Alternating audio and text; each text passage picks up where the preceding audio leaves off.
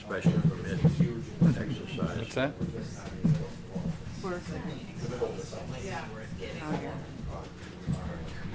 Good evening, everyone. I'd like to call the December 16th meeting of the Planning Board of the Town of Newbury to order.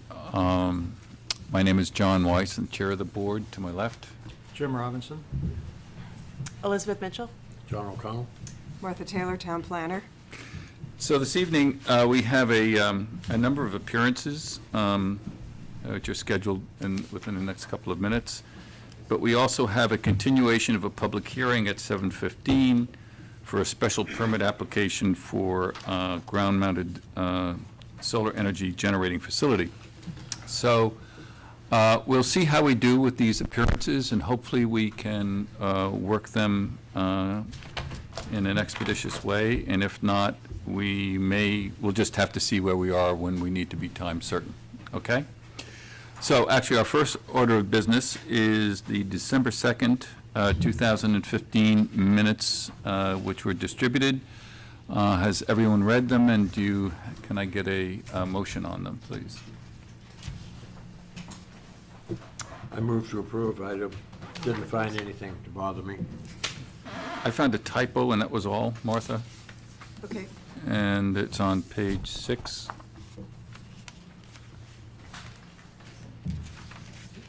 Item N, it's just a, Oh, proposed. okay? Yep. And with that change, I have no other issues. A second. I'll second. Okay, any further discussion on it? No? All those in favor? Aye. Aye. The minutes have been approved. We also did the November 4th minutes.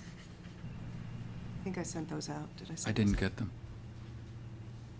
If you didn't, I'll send them next time. Did you get them?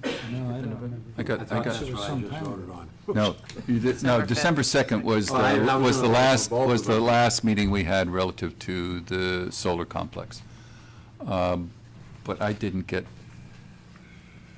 We'll do those next time. Didn't get November. Okay, now, Martha, before we go into the appearances, do we need to take any additional action on Wilshire Road tonight, or do we want to delay on that? We should at some point. We probably don't need to do it right now, We but don't need to. there was a consensus of the board on the setback, rear yard setback, but because it was a modification to the Didn't vote on it. OSRD, there should be a vote Why don't we that would just get vote on it? recorded. Do you have language, and we'll just vote on it now? No? But we voted on it last time. It was a consensus discussion, but there wasn't actually, I didn't have a recorded vote. Okay. So if you have a consensus discussion, can't we simply bring that up and say that we're all in favor of it and Well, vote somebody aye? needs to make a motion. Or we'll wait for George to do that. Okay. Okay. So, appearances this evening, Ben Osgood, TTI Environmental, for informal discussion, rate potential OSRD at 105 High Road. Mr. Osgood, not here. Yes? He's not here right now, I don't know where he is. Arthur? Yes. How you doing? Can you have that discussion? Or do you want to wait for him? I can't because he's got plans. Okay. He has everything. All right, fine. Then we'll wait. Okay. The first parking problem at Town Hall. Mr. True at 255 High Road.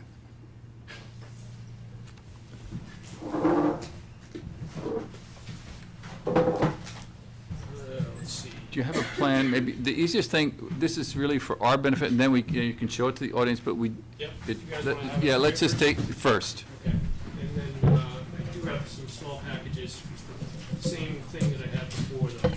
This is new, so I did get the topo map was done, the wetland survey of 255 High Road. Wait, should I start with background on this first? Yeah, I think that would be helpful. And actually, the more you're in front of us, I realize that's a problem. Move back, and so everyone in the audience can hear what you're talking about. This is a proposed change from a 61A agricultural district to put it into, in Yeah, his this is case, residential use, and so why don't you go from there? So 255 High Road, as it exists here, is this entire lot. And what we're looking to do is purchased the property. It's in 61A agricultural status, like he stated, and at that point, we're looking to roll out the better portion of the, roll out a small portion of the property, which is the front, and the second lot here. So this barn would exist, this would be a building lot, and they're gonna bear frontage off these circles and road cul-de-sacs.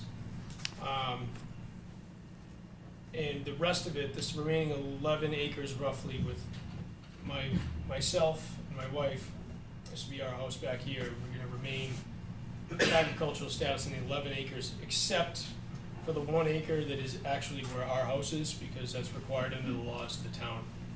For 1 acre to be taxed residentially, and the remaining 10-ish acres can remain agricultural Oh, I see, and not be removed.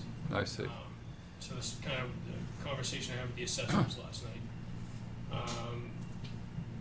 And that's, I guess, pretty much it. There was concern at one point about zoning, or not a zoning restriction, sorry, a covenant and a restriction on the property for less than 3 acres. Could never be re-subdivided with anything less than 3. The covenants, we found out, did not go forward with this particular piece, but they did remain on lots 1, 3, and 4, and not on lot 2, and the 30-year covenant ran out, basically. For proposing our house in the back here, we're still 125 feet past the 100-foot buffer. So Conservation Commission had no real objections to anything that was going on Conservation Commission wise. So just so the audience understands, it's the Board of Selectmen that have the responsibility for this decision, but the selectmen have asked for opinions from various boards in the town, and ours being one. And so when we heard this last week, we didn't understand what the nature of the proposed subdivision was. We didn't understand how, as you're seeing now, that the 2 major lots are in the front, pretty much served off of High Road, and then just 1 other lot served substantially in the back. Can you show me, where is your proposed house again? You can see clearly, so we got, these are roughly, this is a 40,000 square foot lot, and the frontage is being gained for this lot will be from here and part of this subdivision road. This lot will be the outside 185 feet of this circle, and the outside 190 feet of this circle will do this lot. And then This where is you're, our house right where you're here. putting the house, that's currently woodland, am I right? Right here is the end of the hayfield, Right, and this is woodland. right. So this is to be partially thinned and cleared through here. And the rest of it will remain like it is. And the field will remain. So the one other thing that I talked about with the owner and myself, and I'm comfortable with, is putting a preservation restriction on the front barn to stay. You mean an architectural Yep. preservation restriction? Yep. So that it's not ever gonna be torn down, at least for the next 30 years, as long as the covenant lasts. How old's that barn? 1728 Samuel Sendon, whatever. I'm not sure exactly what happened with it. The barn was completely rebuilt outside of the foundation in 1940 is what it states. It's I see. a large timber frame gambrel. Right. So they replicated the exact barn in architectural style. Right. It's pretty much not new, but good shape. And then we're also gonna place a restriction, a deed restriction, running forward, again, it'll be a 30-year restriction on this parcel, our lot 3, to never be divided again. And who are your abutters to the north? To the north is John Kennedy. Right, and then what about the other parcel way in the back? Who's that? Is that Glenn? Is Glenn, It's- Is, he's, works for Newbury Animal Control? oh, that's Carol LaRock. Yeah, Yeah, that's her. I think that's it. I think. But her she's not an property line abutter. is- She's not an abutter, I'm huh? not sure. It might run out in here, but I'm not. Yeah, she's not in a butter, she's right on High Road, Okay. so I think it might be, But Glenn, And then this Glenn, is a is Glenn an be abutter? Debbie York. Debbie York? Debbie York? Has And she, then And then the refuge and the trustees of reservations are. Have they all been notified? Yes. Okay. Every order, yep. Every Okay. order, so notifications. Are you allowed to ask a question? No. You can, but you just can't vote. It's fine, you take it. No. John, do you have any questions? No, I'm good. No, I saw it last night. You did. Concom. Jim? No, I assume this rectangle here is the house? Yeah. Yeah, we right. kind of refined it on this. Okay, yeah, I'm with you. All right. Okay, thank you very much. Appreciate you being here. That clarifies it for us. Now, Arthur, is Yes. Ben here? Okay, thanks, Ben. Let me ask you, everyone in the audience, a question. It could be that the discussion regarding Borrego could take some time. It is 7:15. We could go into that. Would the people who are here be okay with us taking these other issues, and hopefully we can talk about them in about 5 minutes, and then we can get on to Borrego? Any problem with that from all you guys? Is that okay? All right, so we'll do that. So let's hear what you. Thank you. Okay. My name's Ben Osgood, I'm from TTI Environmental. Here with Turn the mic back. There. Ben Osgood, I'm with TTI Environmental. We've obviously met the owners of the property. Apologize for being late, I was trying to find a parking spot. We're here, we just asked for just a real quick discussion, informal, about their property on High Road, 105 High Road. They own a piece of property, there's a house here at the front. You may recognize it, it had Tyvek on it for a while, it's been under construction for quite a while. It's a yellow, kind of old farmhouse that they're fixing up really nicely.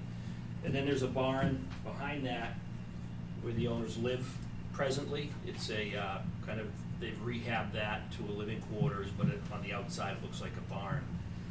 They'd like to develop their property. As you can see, it's a long, narrow property. One of these with the field in the front, kind of jogs over. There's the wooded area in the back. And it has a total of about 16 acres. It's presently being surveyed, marking the wetlands and taking care of all the groundwork right now. So what, So before you, so what's your frontage that allows you to put a road in there? we have, right here, we have about 150 feet of frontage existing. So we've done just a quick proof plan, and obviously this is gonna take a lot more scrutiny, but we've shown how we could develop the property with the cul-de-sac no longer than 500 feet. It meets all the dimensional requirements of the town, and we could get four lots, 60,000 square feet apiece, which could be a potential of 8 units. So, obviously, this is a very rough preliminary. We need to put on the, any wetlands, and the wetlands, So on this plan you've got, where is Arthur's house? his house would be right here. So then on this plan. You're not we- moving that. That's, We anticipate moving that house, correct. So that would be, in order to get in there, you'd have to move the house and the barn. So you'd have to move them onto a lot. on one of the lots that you're gonna, Correct. I see. Correct. So under a typical development scenario, probably move the house and the barn over here, and then there would be 3 new lots. You'd have a roadway, a couple of houses here, and then possibly a house further out in the back, on that back parcel, out in the wooded area here. So there are some wetlands here. Mary Rimmer has marked them for us, we just don't have the exact locations yet. But there is a very large piece of nice uplands here. So,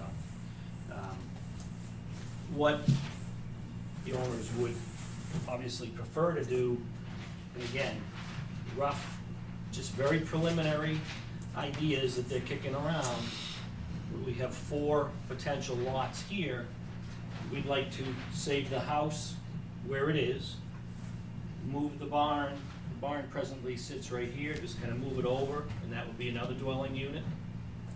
And then construct 6 new units on a small, just a private cul-de-sac type road, facing the units to take advantage of the views of the open space. And then leave everything else open? And leave everything else open.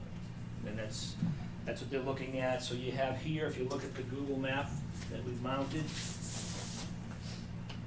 the development comes about to where their barn is right now. They have some cows, they keep in this barn here.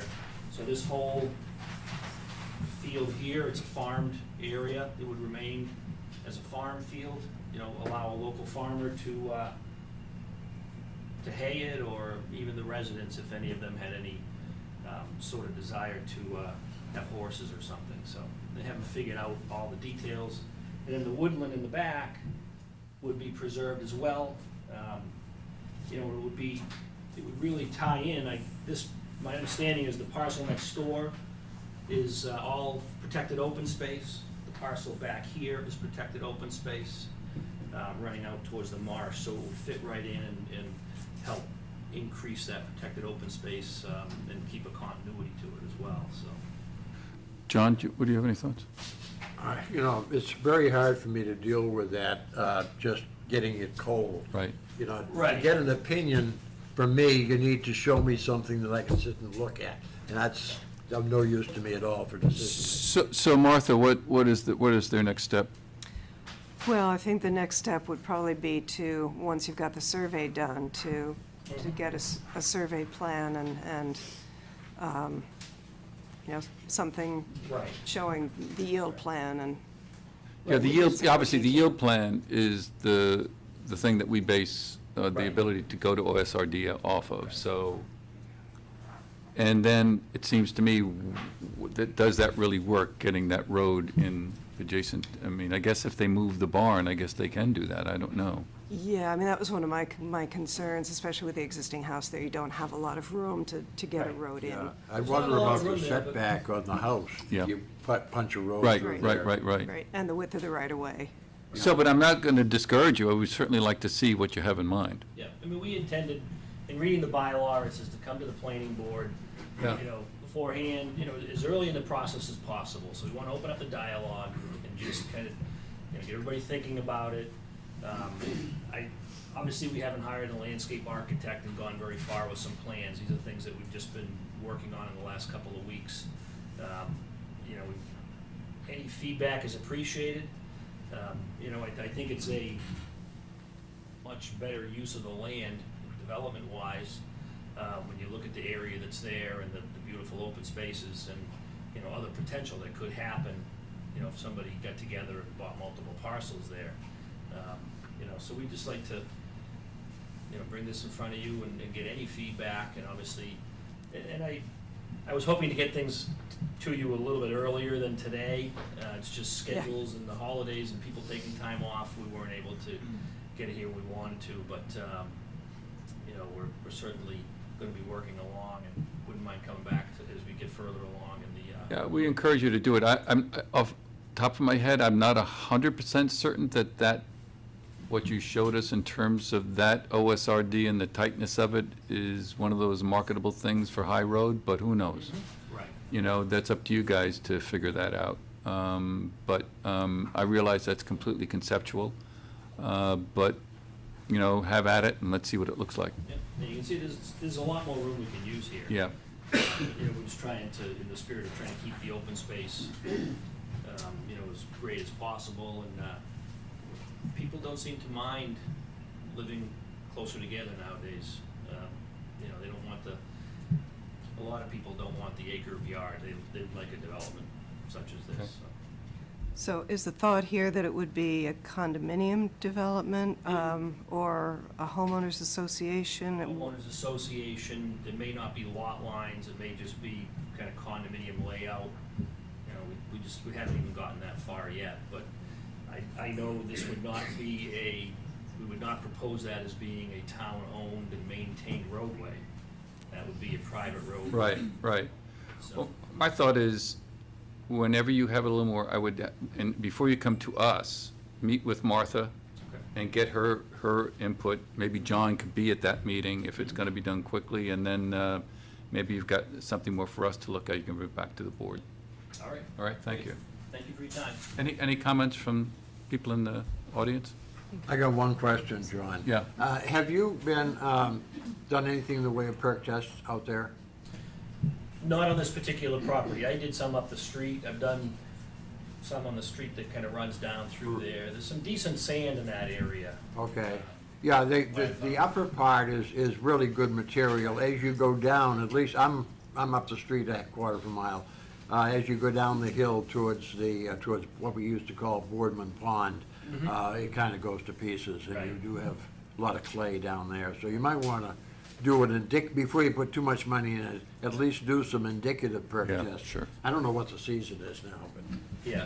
I Yeah, don't no, think- that is in our schedule to do that. But I think it's another reason to cluster up in here is, this is where the Sure. septic system. Great. sure, you got a far better chance up there than you do further down. Yep. So, Thanks, Ben. okay, thank you. Thanks, Arthur. Chris, saw you in the back. Good to see you. Good to see you. Nice to meet you all. Thank you. Do you know all the new board members? Jim Robinson? Jim Robinson? Elizabeth Mitchell? You know John? Thank you for your time. I came at Martha's suggestion, informally. Now, unfortunately, you have to stand by the mic. Sorry. Can I just give you guys some things first? Yep.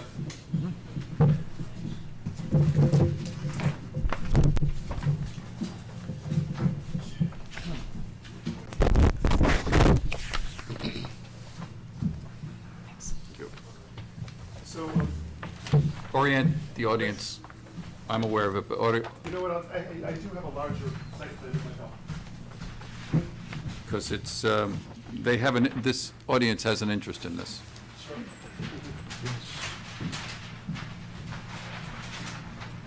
This is the property, the old Methodist church in downtown Byfield. So, right now, you know, it's the existing church on a little over half an acre. And what you, I'm not sure who you are. oh, I'm sorry. My name's Chris Horan, and I actually developed the old yellow school in Byfield Village, and my family lives there now. So this is the property directly across the street from there. So, the plan is to redevelop it into 4 residential townhouse condominiums. The site is a little over a half an acre, and it borders Central Street, Church Street, and Downfall Road, which a lot of people refer to as Lund Street.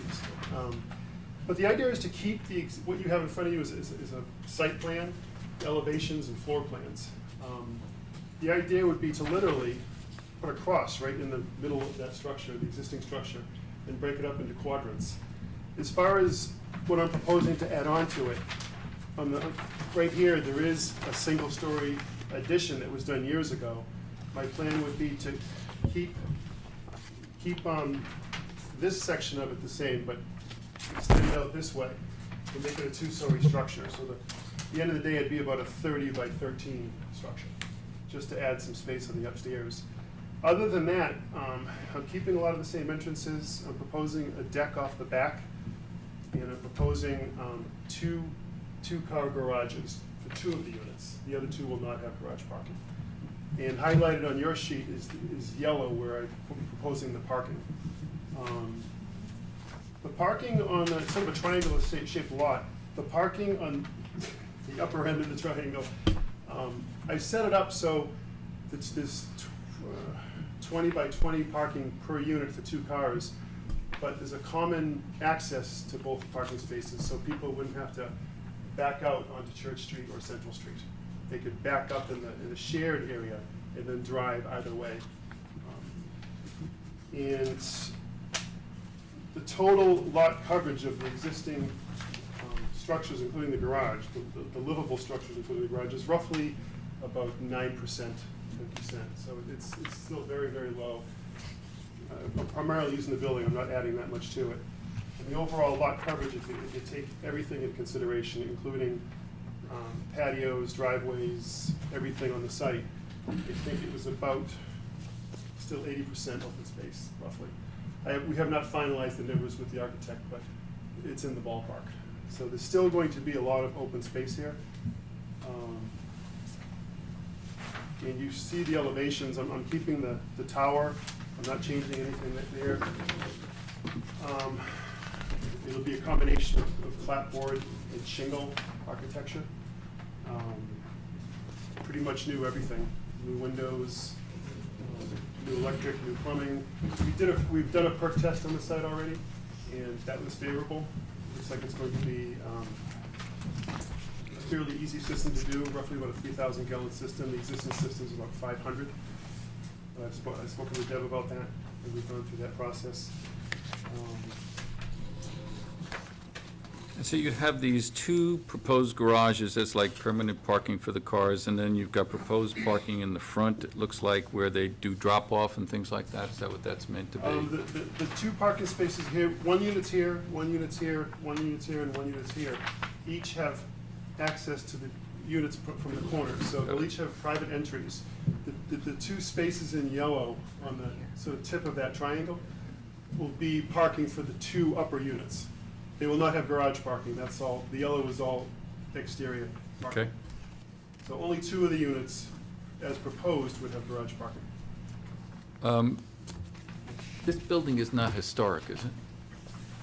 Martha, we spoke about that, and I don't believe it was.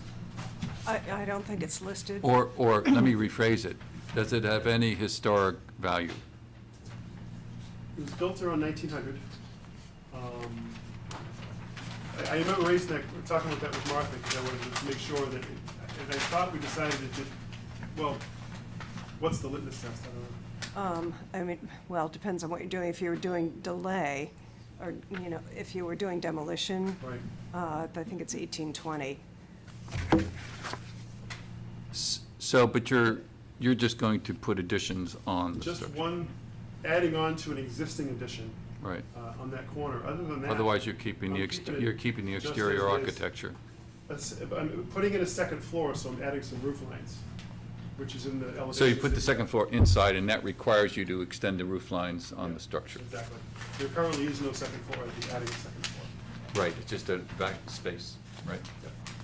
And even after adding the second floor, there's another 13 feet extra above and beyond that before you get to the peak of this building. It's a very, very high roof. It's a pretty, but I'm basically keeping the building, the structure of the building as is. So you're here just for preliminary feedback, thoughts, et Again, cetera? Martha's suggestion. Okay. Just to sort of get a feel for, Yeah, there's a potential issue here because this is a special permit, supermajority and all that. Chris talked to me about this yesterday. Chris is a client of mine of fairly long standing, and I have ongoing work with him at the moment, and probably will still have when this comes up. I see. I forgot that a business relationship could be a problem. What we had agreed to do, there was another engineer in town that used to work for me, and I gave Chris him, okay? So I wasn't gonna work on this project, which is not a problem. But I do have an ongoing relationship, which I obviously can't wiggle out of, because he's got a project underway now. Get an opinion, Pardon? get an You opinion. think I should get an opinion? It Is doesn't there any sa- other way out of it? I don't know. No? I mean, do you have a No, I sense? don't. Do you have a sense? No, I think, I mean, I just think we should get an opinion Call- and know call one me, way or yes, the it's other. And anytime you Yeah. have these kinds of questions, I just get an opinion. Yeah, okay. Elizabeth?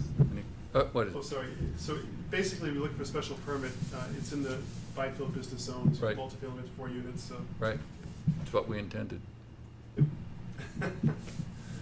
Jim? Yeah, I like it.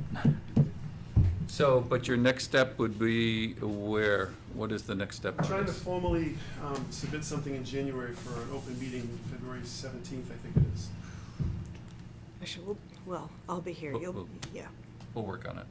Okay. Okay. But the main thing, parking, how does that parking look to you, Martha? There's more room in the back on the west side than I thought there was, Yeah. actually, or the Yeah. east side, sorry. Yeah. Um, And even with the landscaping, I think I introduced about 30 new trees there. With the yards where I'm proposing fencing, I would really try to, especially after the garages, make it low fence, not high fence, because the character of Byfield Center driving in the village is open. So, and there were used to be a lot of trees on that site, and over the years, they've died off, so I'm happy to introduce more of those trees to bring it back to really what it was before. Have at it. I bet. Any other questions or concerns? No, but we don't have to take any action, right? No. No. Any questions from the audience? Thanks. Thanks, Chris. Thank you very much. Appreciate your time. Excellent.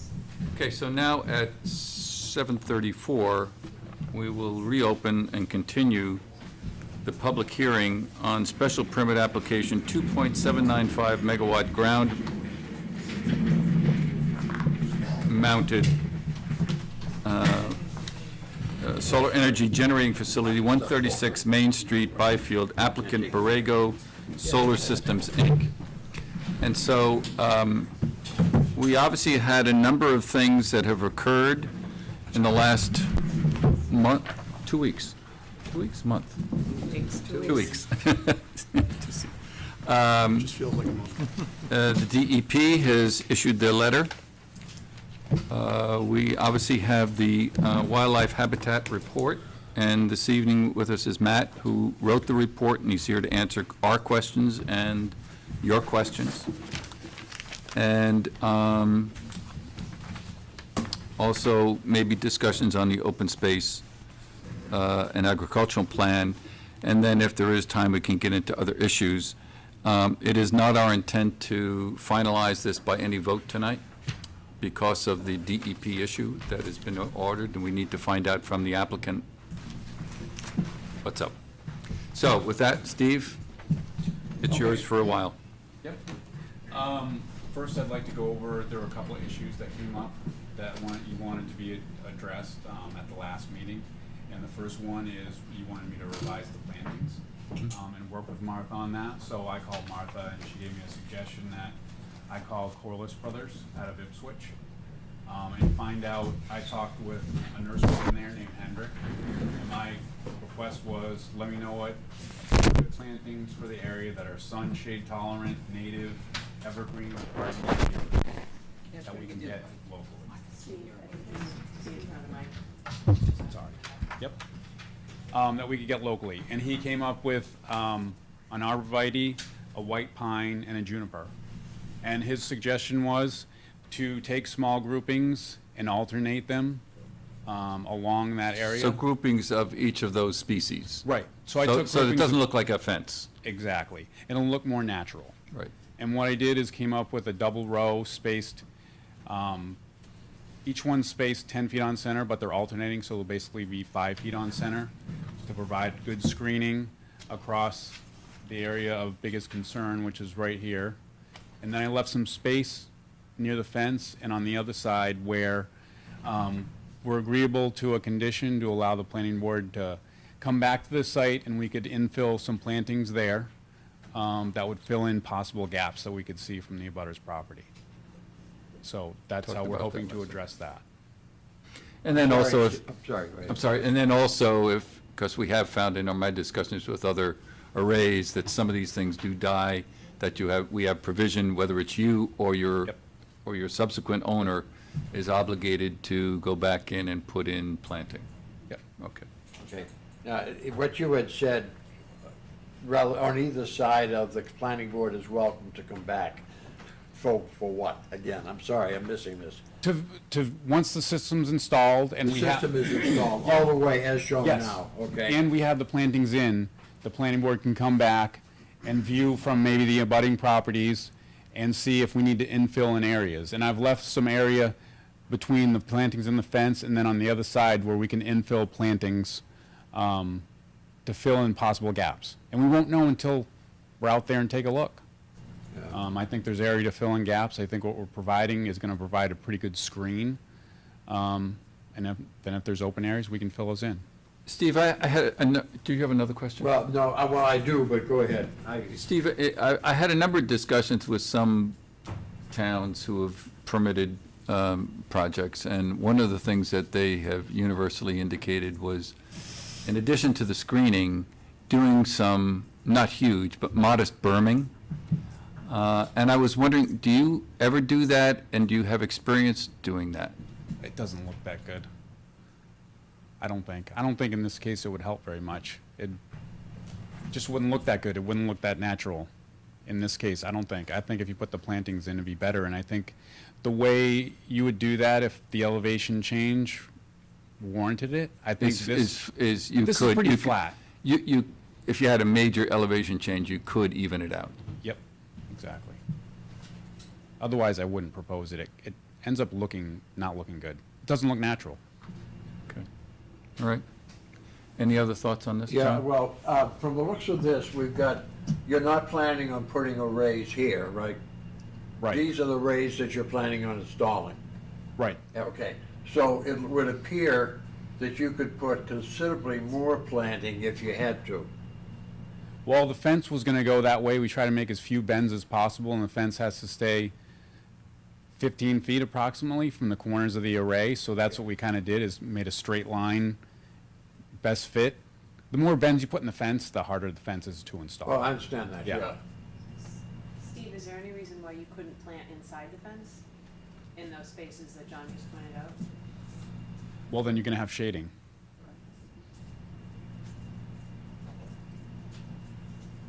Of course, one of the things we hadn't talked about was whether or not any planting can be done closer to the resident's property.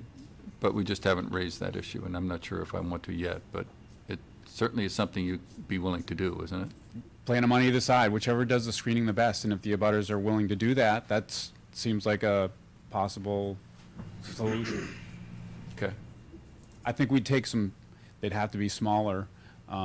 If we planted them at the edge of the woods, you could move them in there with something bigger, but if they're in the middle of the woods, you'd have to take something smaller, because you're gonna have to carry it by hand. Okay.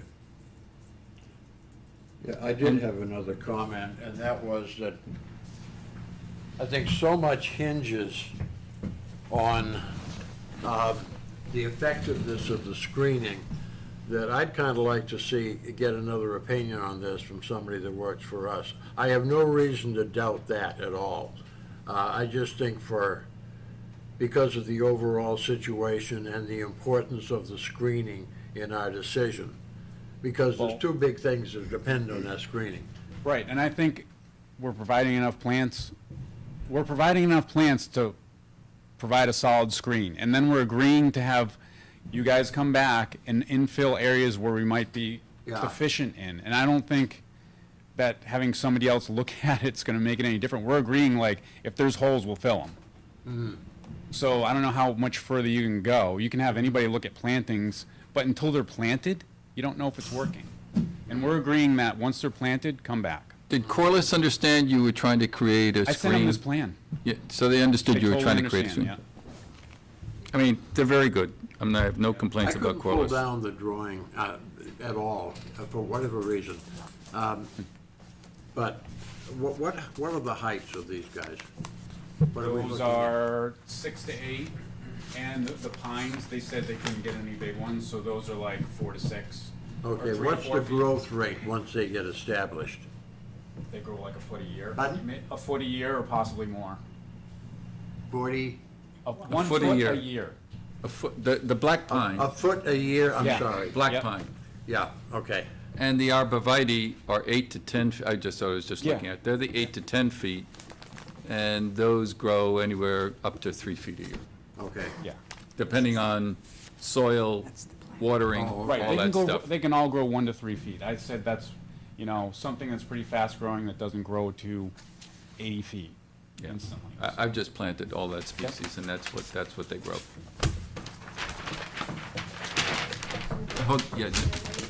Yeah, I just want to make sure. Any other board member have any questions on this, please?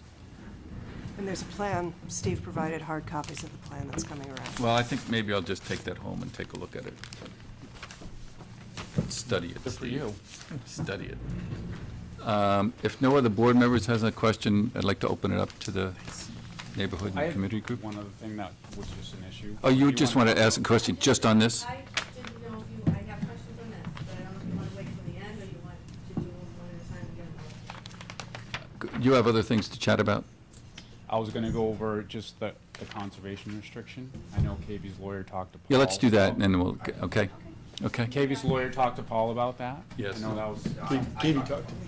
Okay, they talked about it, and I think Paul was okay with that. I think Paul maybe could talk to you about what they discussed. Let's summarize that. So what do we know right now?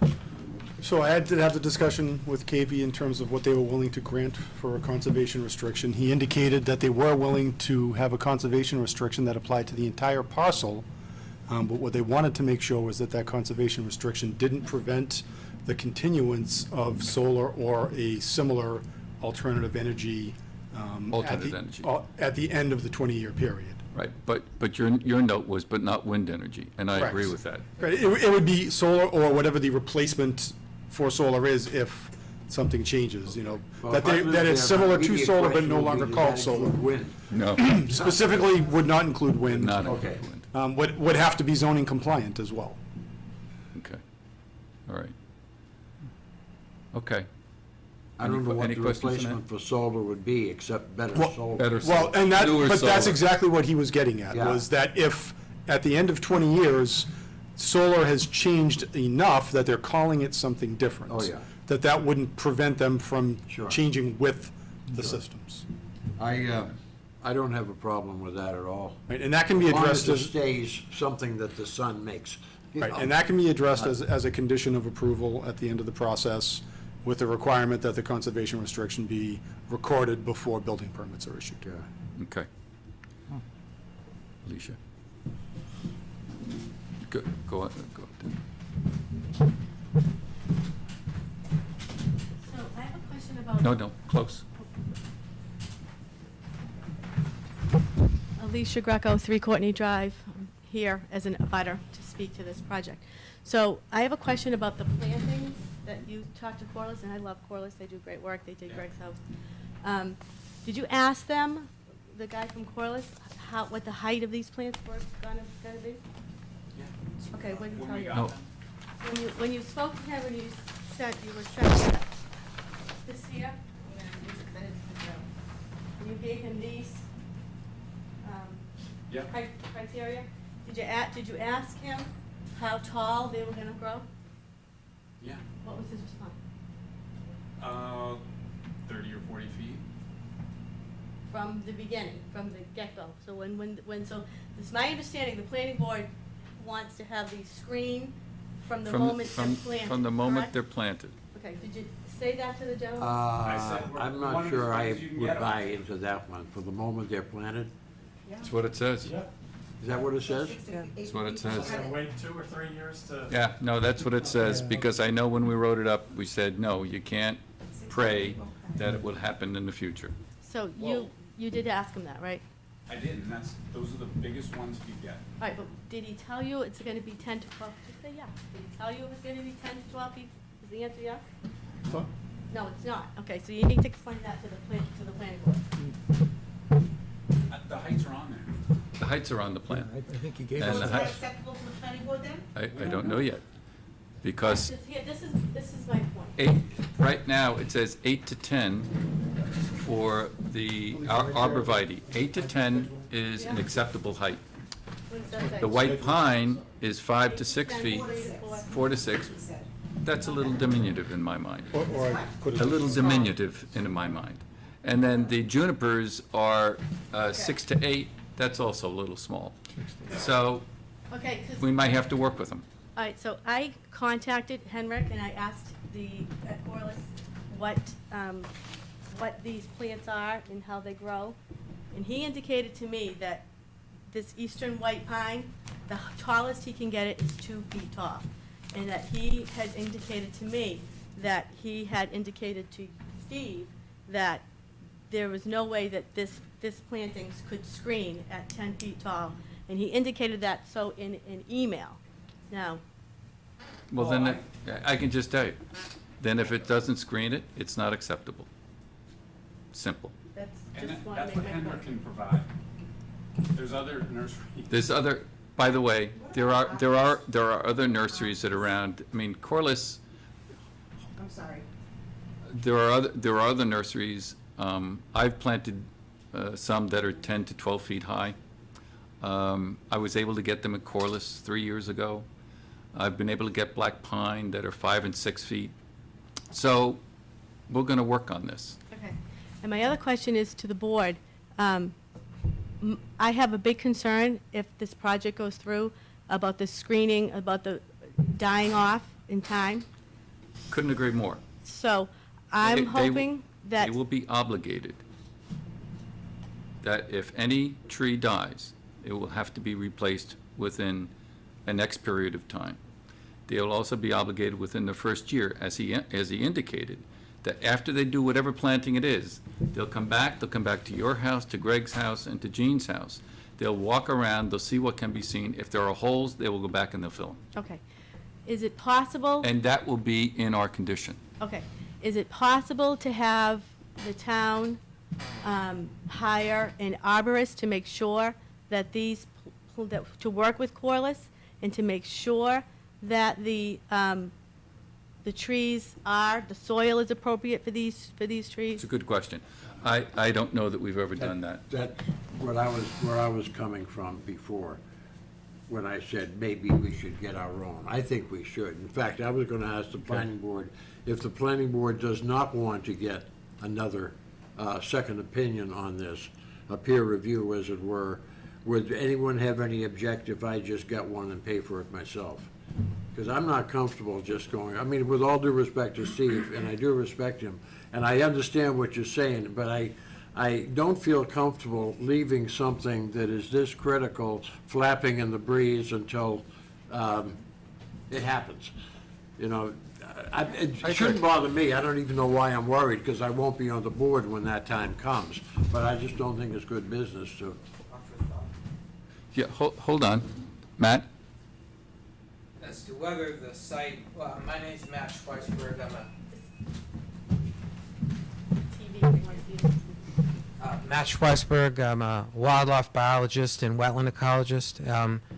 You have a lot of white pine on the property right now, 70 and 80 foot tall. They like it. You have regeneration going on, small ones. So obviously for white pine, it's suitable soil. Both of the other plants are also coarse textured soil. They like that, acidic, and that's what you have out there. So get a soil scientist or an arborist to look at that issue, but just by looking at what's growing there now, it would appear that it's suitable for those species of plants. Thank you. Thank you. Anything else, Alicia? On this, Just on this, right? Okay.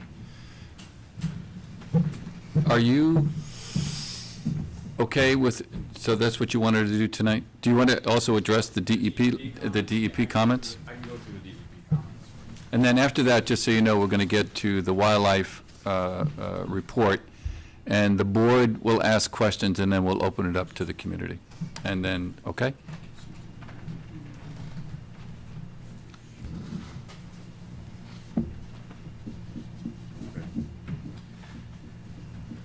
So we got our letter from DEP back for the superseding order of conditions, and they have a few issues that we have to respond to.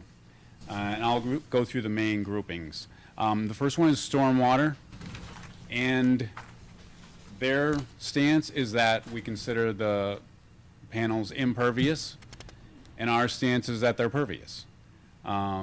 They say we should go by recommended guidance from a presentation that someone did to the Conservation Commissioners of Massachusetts. It's not policy. There's no set policy, and I think we're going to have more discussions with DEP regarding that, and we're going to hold strong with our stance that they're pervious and continue to show them that those are how the calculations are going to be done. So that's our stance on that. So how long do you think that might take? We have to respond within 70 days. And it won't take us 70 days to respond. We're going to respond as soon as possible, probably the next couple of weeks. Okay. Steve, Go ahead. Yep.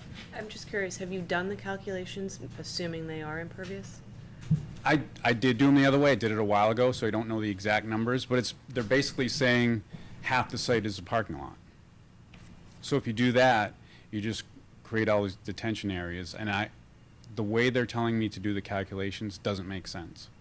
I've been doing these for 30 years, and so I know how to run the calculations, and I've done what they say to do a disconnected impervious. It doesn't fit this situation. and I've talked to the developer of HydroCAD, he agrees with me. He said that's not the way to do it. If they have another way, I'd like to discuss that, but the way they presented, I don't think they've really thought through. Just as background, the procedure for going with impervious unconnected was developed back in the 1950s when nobody had a clue that we were going to be doing solar panels. They didn't know what a solar panel was. And it was done for parking lots that ran onto lawn surfaces, not for panels with holes in them, you know? So I agree with Steve, but it doesn't matter what I think, it doesn't matter what Steve thinks. What matters is what DEP says. That's The right. boss is not always right, but he's always the boss. Right. So- And just for my edification, what happens, what is your recourse of DEP if you and We can DEP appeal, don't? we can appeal their decision. Okay. Who do you appeal that to? Paul might know better than I. It's an adjudicatory appeal to the DEP. It's an administrative law appeal, and then that could be further appealed to Superior Court, and then from there to Appeals Court and Okay, Supreme so Judicial the Court. first two things are non-legal in a way, in terms of you're not Oh, in a it's- court, you're not in a court. You're not in a court, you're in front of an administrative law judge. But after that, you're in court. After that, you're in court. You never want to go to court. No. But I Says think, who? I don't think,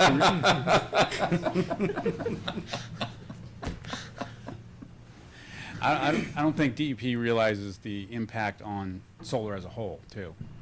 It's not just this project, it would be all solar projects. Now, there were other comments in here, stormwater was the major one. but they Stormwater also- was a major one, yeah, that's right. Buffer zone impacts, I don't think Phil realized that this used to be 16.5 acres of clearing. And we reduced it 3 acres. I don't think he realized that when he looked at the plans. I think he just said, you're at 13.5 now, how can you reduce it? Well, we actually reduced it from what it originally was by 3 acres. So I'd like to discuss that with him further. I don't think he realized that. And so does their recommendation to reduce the size of the array flow from that? Where does that come from, in your opinion? That comes from the buffer, he's just looking at putting panels in the buffer area. And we pulled them out on the whole northeast side. And that's his concern, that there's some panels in the buffer area. And we've moved them out of the area that will seem to be the most concern.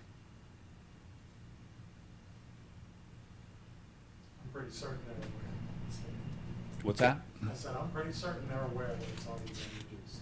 There's a lot of talking going on. So then the subsequent discussion of the various standards which have not been met, post-development peak. Sorry, can I just ask Oh, one yeah. additional question on the reduction of size?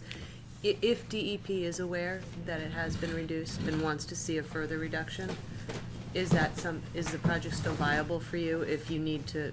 Well, he's asked about some laydown areas that we could also, we could reduce the size of the laydown area to the south and use the field that's already cleared, and stay out of the buffer zone and potentially use that.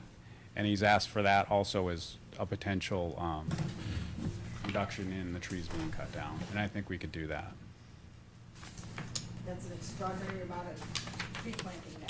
Gene, only if you want to get up and speak, okay? Jeff said something. Yeah, well, I didn't catch him. Sorry. And so anyway, I'm just getting, all these standards that are not met mainly because of the calculations. Oh, yeah. Right? I'm sorry, I skipped over all That- those. that's They- all, They but really have to do with the impervious. they all have to do with the Yeah, impervious, okay. That's right. Any board members have any questions, Steve, on this issue? So you're gonna have some discussions with them first, Yeah. and then you will or will Respond not- back to all these? You'll decide whether you're going to make any modifications or not. Yep, and I can go, do you want me to go through this a few more? Sorry? There's a few more issues on here I Yeah. can go through. The wildlife habitat, there was an Appendix A that we were required to fill out, and that has to deal with the actual vegetative impacts. I can go to the slide. In the areas where we're actually clearing wetland vegetation, which would be for the crossing, which you have this little area here, this little area here, and then an area over here. There's some little areas over here where we're crossing and have to clear vegetation. So you have to look at those small areas where we're removing vegetation, changing the habitat that's there. With a project this small, it's really this Appendix A, that you just fill it out. The wetland scientist has to look at it and see what potential impacts there are to habitat that might be there. There's no natural heritage, endangered species in that area. Those are to the north. So I don't think that would affect this project really. It's just filling out a form. It's a form that should have been filled out with the notice of intent and it was overlooked. Okay. So, do you have anything else you want to add aside from that? Because I was thinking this is a good segue to get Matt up, and he can answer questions on the other wildlife survey that he conducted last time. There's a couple more issues. Why don't you finish those? I'll just finish these. There's some wetland flags that they wanted Saw that, right. adjusted, and those, I can tell you, they're right here. And they wanted to remove some in the middle, and it doesn't affect the setback. It was right in this area here. It basically just straightens this out. And when you go do the 25-foot setback, it doesn't affect where we're clearing to anyway. Yep. Can you explain what you mean by that? I'll show it to you better. What's the significance of the flag? It marks the spot, huh? It marks the spot. But then, And I have. do this here. Mark this on a plan, if I can find it. Okay. Here's the area, right here. This is flag 34, 35, 30, 36, I think. 33, 34, 35, 36. And they wanted to get rid of the two in the middle and make a straight line. So when you offset that 25, the new buffer is here, so it doesn't affect anything of what we're doing. I'm with you. I didn't quite get that one either, but that's what they wanted to do. Okay. And the other, when we went out and looked at, it's over here. I don't know if I have plans of that. This is the areas where the habitat was that I tried to highlight for that Appendix A. And then there was a comment initially that the riverfront was, the high water mark was marked up wrong in this area, and it ended up being on this side, which doesn't affect the project. So those are all the comments. So mainly it's stormwater.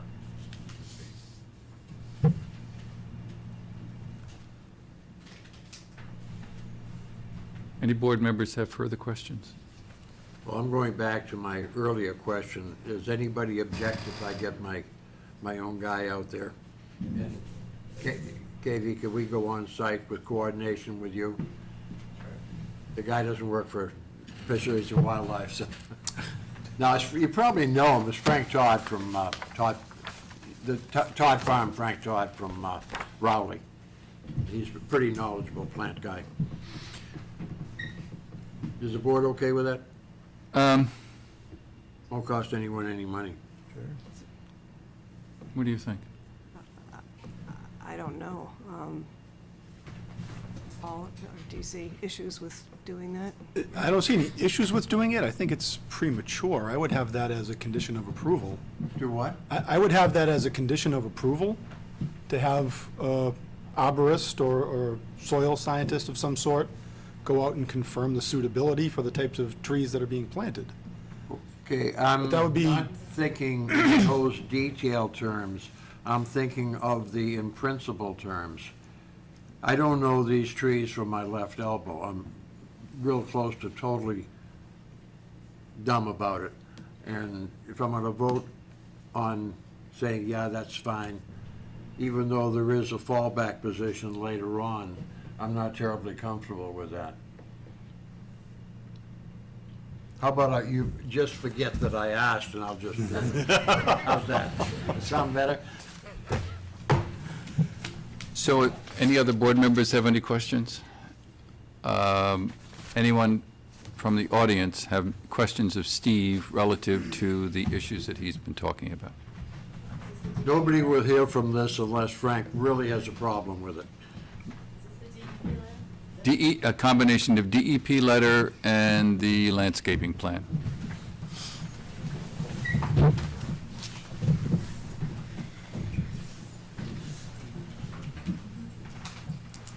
So,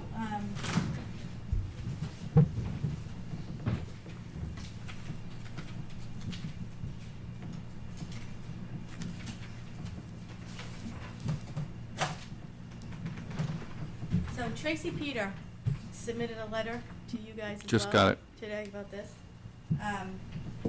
And I had a conversation with her today, and I'm sorry she can't be here tonight, but she had a family thing that she had to do, so she'll probably be in touch at some point later on in the week.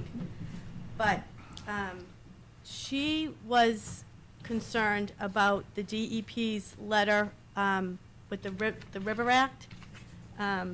She had said, and I wasn't at the walk, so I'm not quite sure, but she said that she was going to contact the DEP because in her notes, he went on quite lengthy about the River Act, and she didn't understand why it wasn't in that thing, so she just wanted clarification on that. And as far as the DEP's... So, excuse me, so she'll contact DEP directly? And the buffer zone impacts that the DEP set in their letter here. In this letter, it's, and I quote, "Mass DEP is concerned with the large extent of clearing associated with the proposed project and requests a reduction of clearing of mature vegetation. Alternatives to clearing 13.5 acres include a reduction in scope of the project." And then it goes on to give them ideas on what they can do. So I just want to bring it to the board's attention that the Department of Environmental Protection is concerned with the largest extent of this clearing of the natural resources. And it's made note in this, and the criteria of the bylaw in the town of Newbury is held at a higher standard. And I just wanted to make that Got it. comment. Got it. And we haven't talked about the wildlife yet. I'll let him go next. Greg, were you going to get up? So, I've got the wildlife letter right here. Okay, so What- we'll talk Yeah. after that. What we want to do is then, if that's okay with that portion of the discussion, Matt, maybe if you could come up, maybe sit over here and grab one of these mics so that you can be behind it. And Matt is the author of the Wildlife Habitat Assessment Borrego Boulder System. What happened? Oh, jeez. That's not fair. Hey, Matt, bring this one. No, I got it. We're good. All right. Oh, it sinks? Subsidence. So I'm going to ask questions from us first. Have you read this? Thank you. Yeah. So what I'd like to do first is see if board members have any questions of Matt relative to the report, and then after that, we'll open it up to discussion and questions that come from others. Jim? I got one question, maybe it's to Steve as much as anything, but the last point on the last page, stormwater runoff should be captured and infiltrated via basins. Any surface discharges, stormwater should be directed away from adjacent wetlands. And it Jim, seems like, Please, could you just talk so I can hear you? Okay. You're on my subject, so. all right, I just read the last Yeah. bullet here Yeah. on the last page, and it seems like this water runoff comes out frequently. Yeah. And It's I been know a big issue. It's particularly a concern of Mr. McCarthy and others, and I'm just wondering, what do you think? How serious an issue is this? Steve, what can you say about it? I don't know who you want to go first. I don't know. Who let you go first? Well, How serious that is? It can be serious. It's not always serious. It can be. As we learn more about what happens with stormwater, what it carries off of sites, even grassed sites, once you've cleared an area, and you get changes to the runoff, you get very warm water, rainwater, in a cleared out area, particularly with solar panels. Warm water running into wetland areas, which surround a good portion of this site, changes the nature of those wetlands, which are used to shaded, cool, or even colder water. And so it's usually good to capture it, let it settle out, and let it hopefully infiltrate it into the ground rather than send that warm water off to the surrounding wetland areas. That's here in a site like this, that's probably the principal concern. In a torrential rain, you also don't want a lot of heavy sheet flow going off the site into the surrounding wetlands, carrying any kind of sediment, anything that might come off the panels or areas. If you've got vehicles going in occasionally, they leave residue or other things from the vehicles, and it would be much better to capture that. Let things settle out. Usually have some sort of small basins to capture it. Let that settle out and infiltrate into the ground. Steve, I've never heard any mention of basins. We did add basins.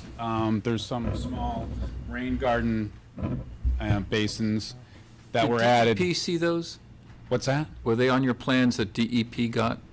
It didn't look like they thought that there was anything out there to mitigate that.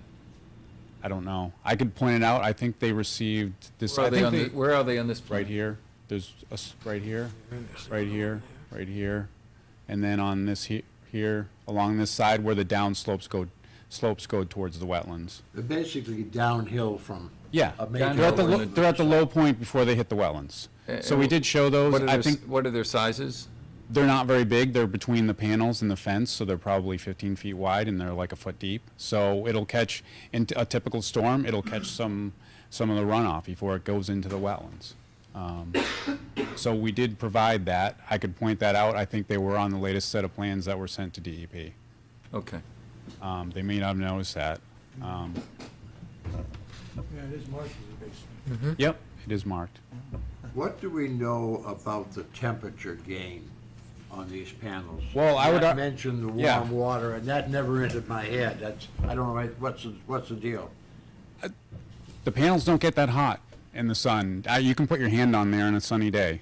They're not super hot, and I would argue that half the site's shaded. They're under the panels. The what? Half the site's shaded. Half the panels are shaded? No, underneath the panels. The groundwater hits the ground, goes underneath. That area is cooler. The grass grows better there. It grows a lot thicker, and so I would argue that half the site's shaded. As far as rainwater going across the ground, So you think it's gonna be a wash? it could be, yeah. No pun intended. Yeah. Right, I know. Sorry. Well, does that make you feel better? No. No, No. okay. So it's still there. You get some shading from panels. If you've been on the site, you have a closed canopy of very mature trees. You get what's called microclimate on the ground surface. It's a lot cooler than if you walk out into one of the farm fields in summertime, spring, Yeah, or so it's even in winter, whatever. Despite the panels shading the ground surface under them, you still get a much warmer area in that cleared area, in such a large cleared area. Right. You still get a good deal of heating from the sun, and the water does warm up, and that's what's going off. I did see the rain gardens on the plans. What I was talking about in the report as a sort of a best practice, infiltration basins are not rain gardens. They can be a part of the system, but infiltration basins are made to capture a storm of a certain magnitude fairly high and keep that water and let it infiltrate into the ground and not just some of it to run off. I don't know, and maybe Steve can tell us what those rain gardens, is it a 2-year event? It's really a 2-year. 2-year event. So that's a fairly standard storm that a lot of people design things like this for, and usually it's okay, it's good for other kinds of environments, but where you have effectively sensitive wetland habitat around there, that may not be good enough, which is why I put that potential best management practice in there. John, any thoughts? No, that takes care of me for the moment. Elizabeth? No. So I,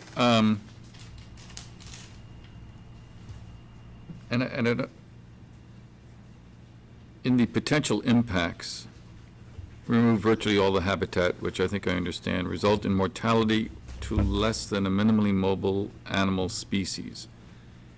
I guess I hadn't thought about that. So explain that. What exactly happens? Because I guess I always assumed that there's this scattering of species that... Bigger things that can move do. A lot of the very smaller mammals that live under the ground, things like some amphibians and reptiles that can't get out of the way when you're going in and clearing trees and dozing. Turtles. Turtles, well, no, they don't. I don't know how many turtles there are going to be on this site. I think that would probably be uncommon. But inevitably, some things perish. They can't get out of the way in time, and they do die. Moles, voles, things that live under. Now, is that in and of itself, is that a huge impact? I guess that's for the board to decide, but Your listing group. it's an impact that would likely occur to some degree. You also indicate increased wind speeds across the site, likely leading to some wind throw of trees along the edges of the newly clear-cut area. And my question isn't for you, but have you had this experience on your other projects? I haven't seen any on our projects, no. I know what he's talking about, and I haven't seen any. It's usually when you get a lot of long, thin pines. I don't know if there's a lot of those out on this site. I didn't really look at where the tree clearing line would be to study that. And then this is another one which is interesting, is the airborne seeds for invasive species entering the site. Is this just a generic kind of? Well, it is a generic concern these days anywhere there's development. We have so many invasive plant species. There aren't very many out there. No. At all. That was your comment. I was surprised at the lack of invasive plant species. When you move toward the edges of the cleared fields, and toward the highway in particular, highways are tremendous vectors for invasive plants for a whole number of reasons, as you might imagine. But once you clear out an area, anything that might get screened out by trees, by other things, even seeds that hit the ground under a totally shaded canopy, very often can't germinate because they don't have the sunlight and the moisture in the soil in order to do that. When you clear it all out, now you've created a disturbed area which invasive species like and prefer and do much better than native species in terms of colonizing. Now, they're going to obviously put panels in and keep it grassed. You're not going to get much growing there, but in the surrounding areas that aren't going to be maintained, once you open it up, you do get invasive species that slowly, over time, kind of come in and tend to creep their way into surrounding habitat. Thank you. In your mitigations, one is to keep the site grassed and use little to no gravel, and my question is for Steve. That's what you're, am I right? That's what you're intending to do? The site was going to be grassed, and the road width is minimized to 12 feet. Usually we do 14 to And here, you read these others, comments, Steve, Yep. drip line height, The panels are max, there's nothing over 10 feet. keep panel slope as low as possible, 20 degrees, yeah. and then stormwater runoff, which of course should be captured and infiltrated via basins. And this is really the whole issue with DEP, isn't it? So we don't know that one. Those are all my questions. So, the community and individual residents, you have some questions of that. Appreciate it.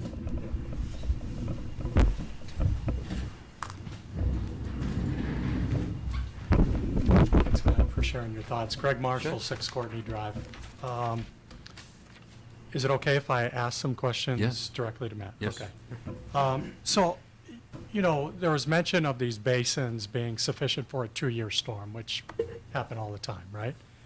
And, you know, given what we had happen this winter with all the snow and whatnot, what happens if you get a 50-year storm, a 100-year storm, and you don't have sufficient basins? What does that do to the wetlands, and what's the long-term impact? Well, I mean, it offer the sort of standard bureaucratic response, which is it depends. First of all, you don't get those storms too often, although we do get them more often now than we have in the past. There are few developments anywhere, residential subdivisions, solar panel arrays, whatever you have, that design stormwater controls for a 50 or 100-year storm. That would take a gargantuan effort to do that, and I haven't yet seen any community or state that requires controls for that kind of an event. They're moving them up sometimes to the 10, 15, or 20-year storm, but I've not seen any at that much greater 50, 100, or even greater storms. When you do get a very big rainstorm, particularly springtime, after snow melt or with snow melt, you just get a lot of runoff. In a place like this, you'd wind up with a lot of sheet flow off the property in the directions that the slopes are going, and that would run down. It might, the first couple of inches probably fill these rain basins or these rain gardens, and then it would fill up. It couldn't take any more, and it would overflow and run sheet-wise down into the wetlands. So that's what you get. So I understand the water would run into the wetlands, but my question was, what would be the long-term impact to the wetlands? Okay. If you had one event, very little. You're not going to see from one particular 50-year event, you're not really going to see a change in the wetland or anything like that. If you had multiples over a fairly long period of time that made the area truly wetter, if you will, that would be surprising, because you'd need a lot of those over the course of not just 1 year, but over multiple years. It would begin to raise the groundwater levels, which would eventually begin to kill or stress out the trees and the shrubs, the woody vegetation, and it would change more into a marsh kind of an environment. I don't think in the conceivable future that's going to happen here, because you would need an awful lot of water over a long period of time for that to occur. But would you agree, though, Matt, these things, I think you said it, are happening, the frequency is much greater. I was on a board in Arizona, and I forget what our standard was, like a 10-year storm. We had to build up these berms, okay? And twice within the 7 years I was there, they said there were 100-year floods. Yep. The house next to me got 3 feet of water in it. I mean, I was darn lucky, and I didn't know when I bought that house, but that guy next to me got hit twice. I guess a couple things. Arizona, having worked out there, a different animal, so to speak. I understand, but Here you've got large depression-like wetlands, that one of their natural functions is to store floodwaters. So it would be highly unlikely to get any, I mean, if this is what you're implying, it would be highly unlikely to get any flooding to where you live. I'm assuming you're on Courtney Drive? That's right. You know, the land goes down and the land goes up quite a bit. And most of the flow is to the east here, toward the stream and toward the Parker River on the other side of the highway. You would probably need a flood of getting up toward biblical proportions to raise the water level so high that it could flood, that flooding coming off of this site would cause flooding for you, that rainwater coming off, I should say, would cause flooding for you over on Courtney Drive. It would really be running around and down toward the Parker River. Okay, thank you. It would be an enormous flood. Okay, so you answered my question, thank you. But for the board, okay, obviously there's no guarantees. They says not highly probable, but with, you know, what's happening with the climate and whatnot, and every year everything's getting warmer, we're getting, you know, more extreme climatic events, and he said that that could turn into a marsh back there. What happens if it turns into a marsh? Mosquitoes, rodents, trees die. We see it all over the highways here in Massachusetts. So I just want you to note my concern there. Now I have another question, and John O'Connell, thanks for offering to, you know, bring in an arborist. I think that's great. He's not an arborist, by the way. Okay, or an expert. Knowledgeable landscape architect. Okay. So, John, one of the things I think would be worth asking, right, is this whole notion of the grass out there. You know, I've walked that site now many times, and it is quite rocky, and I'm just shocked that we think that we're going to have a green field of grass growing out there. And, you know, several times Steve has mentioned that, you know, this grass is going to have a lot of benefit. And, you know, I'm sure some grass could grow, but do we really believe that we're going to get the amount of grass that you know, is being stated here? I guess it's more of a comment, I guess, but John, if you could, you know, speak to your guy about that, Sure. That would be appreciated. And I guess, Matt, what are your thoughts on the grass? I'm going to ask Steve a question, which I assume you're not going to just cut down trees, pull stumps, and put your panels in. This land is going to have to be leveled to some degree. You're going to put down some material, topsoil, whatever you want to call it. In effect, they're landscaping the area. And once you put down topsoil, you're right, the area is extremely rocky, stony, shallow to bedrock, a lot of glacial erratics on the surface. But if you clear it, level it more or less, and put some decent topsoil down, you'll need to water it some, but yes, you'd have no problem growing grass there. Need to I mean, so the plan was to water the grass, Steve? We're not gonna water it.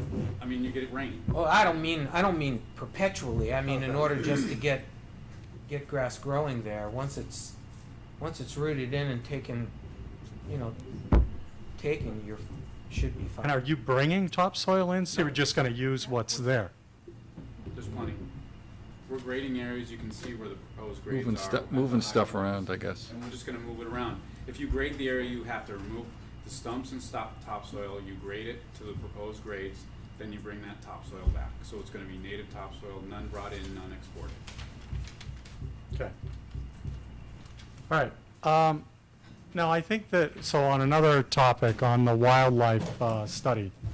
So I believe Tracy Peters sent a message to the board, or a letter to the board on our behalf.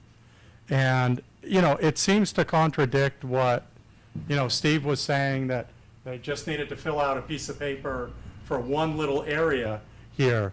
And, you know, that's not what Tracy is saying is meant by the DEP.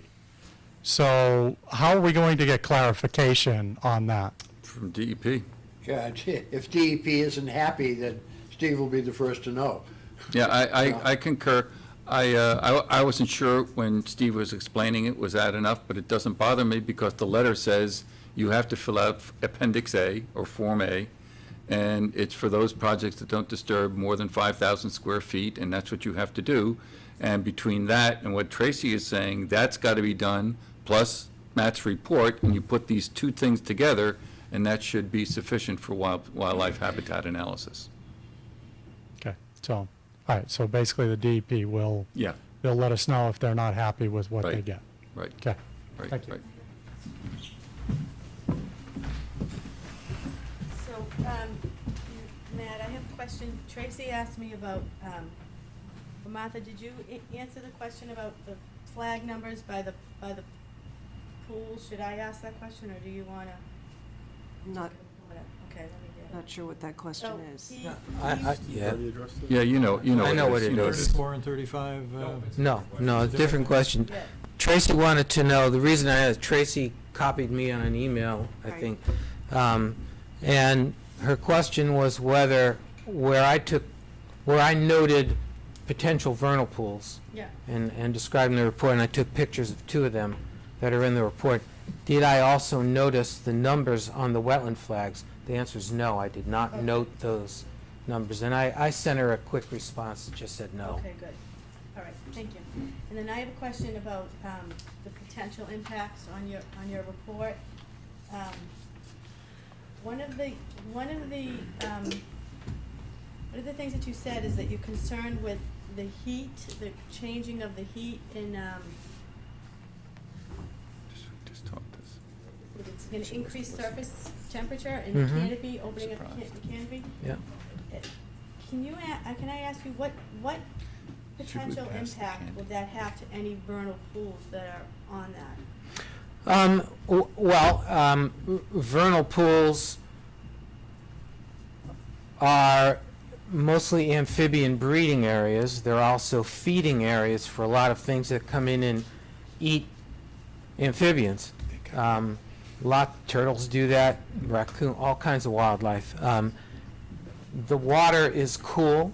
That's what the critters that live and reproduce there need. All of the base of the food chain, if you will, there's a lot of aquatic insect life that lives in vernal pools that a lot of the critters feed on, and then the bigger stuff comes in and eats them.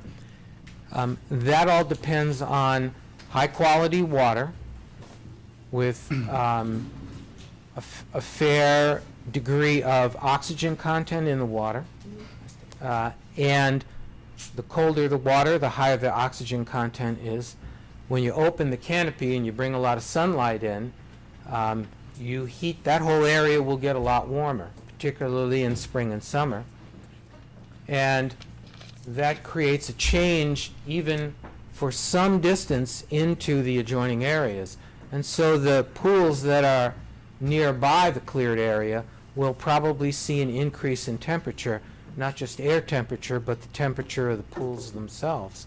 That, over time, that can make the pools less habitable and even uninhabitable for pool breeding species. So it's damaging to the. Yeah, it could be. It could, that's why it says potential. It could be damaging to the pools, yes. Those are that, the surrounding- those that are right around. That are around the area. Yeah. Okay, and then, I think. And another issue that you had was, necessitate ongoing disturbance of the site and immediately adjacent habitat from project maintenance activities. That would be in operations and management. Is that maintenance, O&M? Would that be an O&M issue, and is that gonna be addressed in the O&M? The last one about mitigation.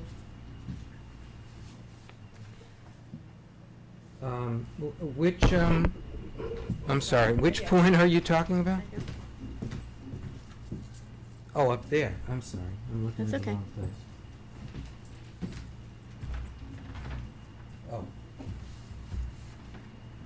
Yeah, it's just a sort of a logical, if you will, comment. They're going to have to provide some operation and maintenance activities over a long period of time, whatever those are. Keeping the grass mowed, any trees that begin, branches that start to come in, they have to be cut and trimmed to prevent some shade. There's a whole series of O&M that needs to go on there. I mean, I assume, I don't know if any questions about this came up. Might have been in some of your earlier responses, but as far as the grass goes on the site, you obviously are going to need to keep that trimmed down. Twice a year. Okay. Are we talking about any herbicide Nope. applications? Okay, good, good. Really, the maintenance for the site, they come in twice a year and do any pruning. It's just or- mechanical, that's it. They do all their work then. Yeah, it'd be mechanical. Yeah, okay. So it's just a comment, recognize that there's O&M that would have to be done here, and that provides periodic disturbance, if you will, when they come in and do that. And that's, might be a minor impact for wildlife, but it's still an impact that occurs. So can we have that included in the O&M plan for them to make sure that this is addressed? Mr. Chairman, I think a good condition would be to have the board's wildlife consultants sign off on the O&M plan after it's submitted. So let's do that. I had a question, Matt. Is there any benefit for wildlife, once the project is done, if you reseed with wildflowers? Does that help at all? It would probably benefit insect life. But not birds or anything like that? The birds that might come in, those that eat insects, we have some here. They're not usually forest species, if you will. Yeah, right. So you might get some benefit out of that. I wouldn't expect you'd see a huge benefit. Okay. But for pollinators, let's say, honeybees, bumblebees, those kinds of things, a lot of other wasp-type species, you'd see some benefit there, sure. Okay, thank you. So, does anyone else on the board have any questions of Matt at this point in time? Does anybody from the neighborhood have any further questions of Matt at this point in time? Actually, it's somewhat related, just very quick question. Okay. So just to clarify, so are we going to have the operations and maintenance plan? Are you going to have it before the approval, or is that after the approval? Well, that's a good question. What we were going to do is have the O&M plan for the entire project conditioned that before a building permit is issued, that we review it with the building commissioner, and then it's approved. So, I mean, it's just one of those things. Yes, it is. We do right now, it's the special permit is granted on the condition that an O&M be negotiated with the building commissioner with our input. So it's conditional. Yep. I think you were going to talk about Yeah, I that too. have a question about that. But in the bylaw, it says that the O&M has to be, this is a question for you, has to be provided as a condition of granting the special permit. Doesn't say, Right. we'll give you the special permit and then we'll get you that at later. Because what if the O&M isn't what you like? You have- So the condition would be that it would be reviewed and approved by the board. So if the board does not approve of the O&M plan, then they don't get their building permit until the board does approve it. And that's why I was So they suggesting would adding get the to that special condition. permit. They would get the special permit. But that special permit would have a condition that does not allow the issuance of a building permit until the O&M plan has been received and approved by the board. Isn't that picking and choosing which parts of the bylaw you want to enforce? and Well, which no, parts it's, you don't? it's really just a matter of setting up the process. I mean, there's still not going to be a building permit until there's an O&M plan in place. That's been approved by the board. Satisfactory. Correct. And that's why I was suggesting that the condition also include that there be review by the wetlands or the wildlife consultants to ensure that the necessary provisions that need to be in that O&M plan are actually in there. Okay, I John? Right. Why is this not feasible to have before we approve? Well, Before we vote? I can't remember why. I know that this was the agreement, this is what we've been talking about. I can't remember why. it was, if memory serves me, it was a discussion that we all had with Steve, maybe 4 months ago. And the idea was, well, I can't really do it now until I get the permit, because then I can really focus on it. To be candid, am I right, Paul? We could do it any time. You could certainly do it anytime. I think the issue for the applicant was expense. They didn't want to spend the money preparing it until they knew they had a permit. But why don't we just say that that's out there then? I mean, right now, it would be conditioned as part of our approval. Okay. And that we would review it, and before the building commissioner gives it, it's a procedural thing. Right? What are your thoughts?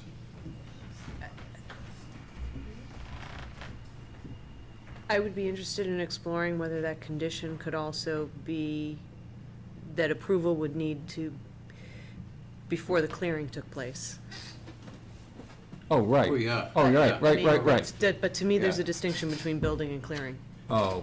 Well, They- So, but I think this building permit they will not be able to clear before they get a typically, building. building permit is a site opening permit. Okay. Yeah. And Yeah. if you don't have a building permit, you can apply for a site opening permit so you can clear and stop pushing dirt around. That's done all the time. I think that's a But it great- doesn't have to happen. Yeah. I think that's Steve, how big a great deal point, is it though, writing this? Yeah. is to make it clear in the decision that no activity is allowed to Yeah, start until right. all Yeah. of the conditions have been met. Right. Right. I hate loose ends. What? I can tell you that we did the same thing with the project on 4 Middle Road as we Yeah. did with this one. We submitted a typical O&M agreement that's lengthy. It's probably 20 or 30 pages. Yeah. And we said that when we go to get the building permit, we'll make this a site-specific O&M plan. You can read through it. It was submitted to planning when we submitted for the special permit. So Okay. there actually is an O&M plan, but it's not site-specific to this site because we didn't get the conditions. We would need to add the conditions in and make it site-specific. No, we understand. Okay. that part. Now let's just hold for a second. Sorry. Do we have that? Who has If that? all of you are lined up, this is still just about the wildlife survey.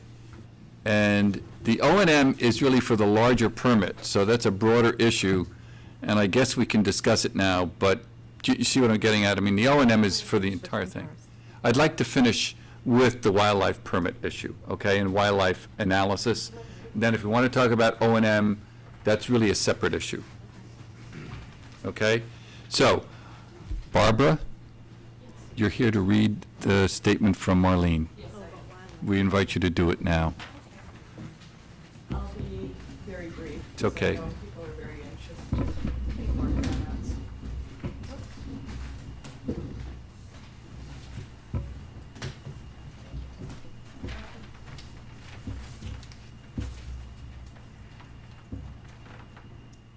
My name is Barbara Behrman. I live at 9 Larkin Road in Byfield.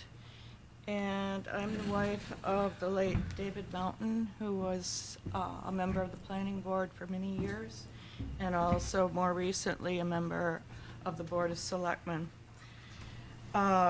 Dave was a proponent of solar power, as am I, but we both feel that this is the wrong location for a solar installation. The area is zoned residential, not commercial, and is surrounded by important unspoiled wildlife habitat. I'm particularly concerned about the vernal pools in the area. I know that there are some animals that can only breed in vernal pools, and if these vernal pools are destroyed, then they won't reproduce. So those are my personal comments. I'm here to read a letter on behalf of Marlene Schroeder, who cannot be here tonight. She's worked tirelessly researching this project, and I offered to read her letter to the board tonight. And here is her letter. over and over and over at public meetings and hearings when Newbury residents are asked, "What is it that you most value and want to preserve about Newbury?" The answer is always they value and want to preserve its rural character. What attributes, I ask, make up Newbury's rural character? I believe they are the still present charm of a historic New England village and its exceptional abundance of natural resources. This project erodes those attributes. I've been a member of the committee which wrote the current Newbury Master Plan, the current Open Space Plan, the Parker River Estuary Study, as well as a leadership role in the Parker River Clean Water Association watershed organization. I am very familiar with the natural resources that grace Newbury. I know how unusual it is to find so much biodiversity in a community. I'm totally dismayed because it appears as though the planning board is ignoring or brushing aside the environmental information that has been presented. The following points are important and should be carefully considered with respect to the solar bylaw and special permit requirements. First, the wetlands with their intact buffers, little fragmentation, and critical hydrological wetland functions. 2, the importance of clusters of vernal pools and adjacent supporting upland, mentioned prominently in Biomap 2. 3, consideration given to the loss of tree canopy and the effects on upland and wetlands by the clear-cut loss of plus or minus 2,000 trees. That many? The recent Metz-Schweisberg Wildlife Survey included the following basic points, which I've also repeatedly presented to both the Conservation Commission and the Planning Board, and which are seemingly not being considered. First, several small perennial and intermittent streams flow through this extensive, ecologically intact, and relatively uninterrupted habitat block. 2, a diversity of wildlife species likely using the site. 3, depressional areas likely to act as vernal pools. All in all, the site provides excellent wildlife habitat. Clear cutting would remove virtually all habitat value from this area, as well as diminish the quality of adjacent habitat wetlands. There is no potential method or approach for the outright loss of habitat from the construction of the project. And in summary, she says, at the last meeting I stated, with the exception of the previously uncapped landfill, this project will inflict more environmental harm than any other project I can recall in the 40 years I've lived in Newbury. I repeat that again. Please give the environmental information the attention called for in the solar bylaw and special permit requirements. Thank you. Thank you, Barbara. So, actually, that raises a question for me, for Matt. So, this is... John, I really like to know what you're saying. Not funny. So looking at 13 acres, and it's surrounded by 70 acres that are owned by the Assayers, and then to the north is a couple of hundred acres owned by Fish and Wildlife. This is, to the northwest is Courtney Drive subdivision, which is probably 6 or 7 acres of subdivision, which is not, what is it, 10? So 18 acres of subdivision, which is larger than the 13 acres that we're talking about here. And a developer came in and did Courtney Drive 25 years ago and did substantial change to the habitat that was there, correct? So if the Assayers were to do something similar to their property in terms of a subdivision, what would be the effects on the natural habitat? Well, I think I tried to list a lot of those types of impacts in my report. Obviously, because of what I was hired to do, I constrained it to the site for the project, and Right. I did not expound into what would happen to the surrounding If- areas. Right. I liken this, having done many of these over the years, if you look at an aerial photograph like a Google Earth shot, I can't really show this to, I don't know if I have a better one of it, but you have a very large expanse of what I would call intact ecological habitat, meaning there are very few interruptions in the habitat, in the area. If you look at that photograph, you've got I-95, obviously, but the Burns. that helpful? No, that's okay, but thank you. But Courtney Drive would be an interruption. Well, it is, but again, it's on the edge, because it's off of an existing road that's been there a long time. There are other houses up there. Here, you're going into the middle. And often what you get are not immediate severe impacts, but over time. I like to liken this to that little pebble that gets thrown up into your windshield and creates that little tiny chip, and then slowly but surely you get a crack here, and then you start to get a crack there, and you get a crack there. And as more little nicks in an intact habitat occur over time, no guarantee that they will, but if they do, if others come in and do a few other things, put some little subdivisions in, maybe another solar array somewhere out and about, you start to diminish the quality of the habitat when you begin to break it up like that. And so you have to worry about cumulative effects. This is, if you look at the North Shore of Massachusetts, pretty much from the 128 corridor out, if you look at Google Earth, you don't get a lot of very large, intact expanses of pretty good, mature forest, which you have here. And so that's why I said this is excellent wildlife habitat, because of not just, you don't look at habitat in a vacuum. You look at it with, okay, what else is around it? If this was surrounded by subdivisions and houses, it would not be excellent habitat. But it isn't. It's surrounded by great mature forest and diverse wetlands and streams that run all through. And wildlife habitat gains its value from a diversity of types.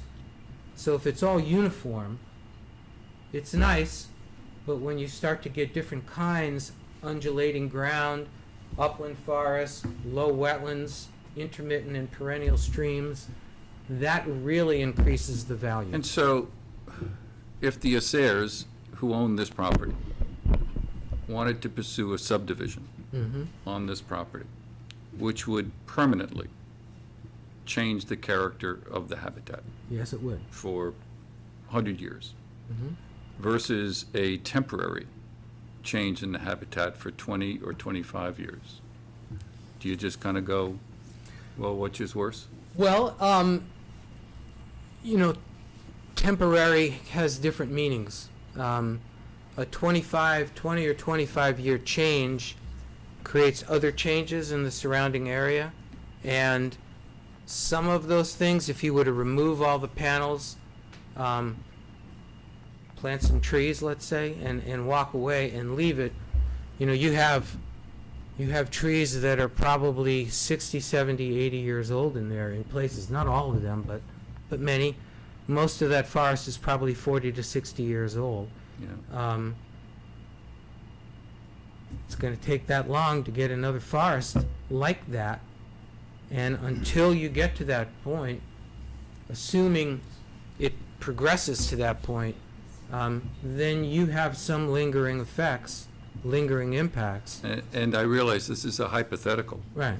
But then comparing that to a subdivision that is going to be there forever. Yeah.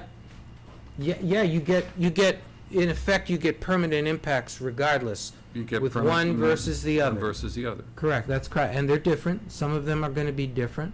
But yes, you're going to get permanent impacts either way. That's right. Can I add a comment to that? Yeah, The- does any other board member want to comment on this for a second? No? Okay. To kind of summarize what he just said, if it was gonna be a development, a road going in there, the bylaw wouldn't state that maybe it does state, I don't know this, but you could answer this better than me. The potential impact to natural resources has to be looked at in the development of this particular project.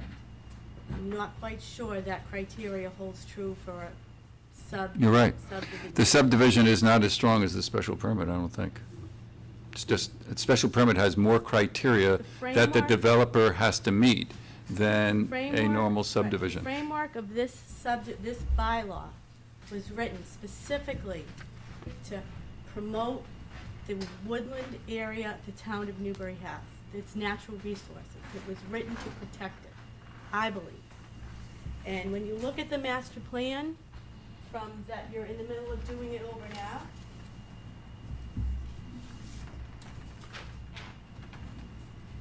historic preservation, open space, and natural resources. Forest land.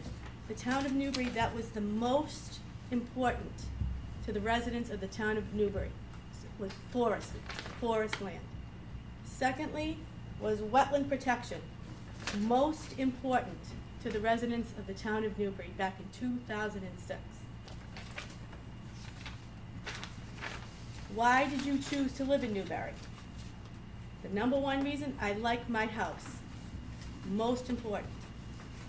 Town character, most important. This project is not follow with this the master plan. It flies in the face of it. It's specifically why this bylaw was written, was to protect this type of development, I think. Rich Moran, I live at 4 Courtney Drive. When you start asking what is the impact of a 20-year event, which would be cleared away in 20 years, KV has already stated an interest in renewing for another 20. And how do we know he's not going to renew for another 20 after that? So if you're talking about 40 years of solar panels plus 80 years to regenerate the forest the way it is now you're talking 120 years out. Beyond that, it's kind of silly to speculate. I mean, so I just wanted to make that point. Thanks. Gee, no. Okay. Jevna, I think we're going to, all right. So, in terms of wildlife habitat study, does anyone else in the audience want to say anything at this point in time?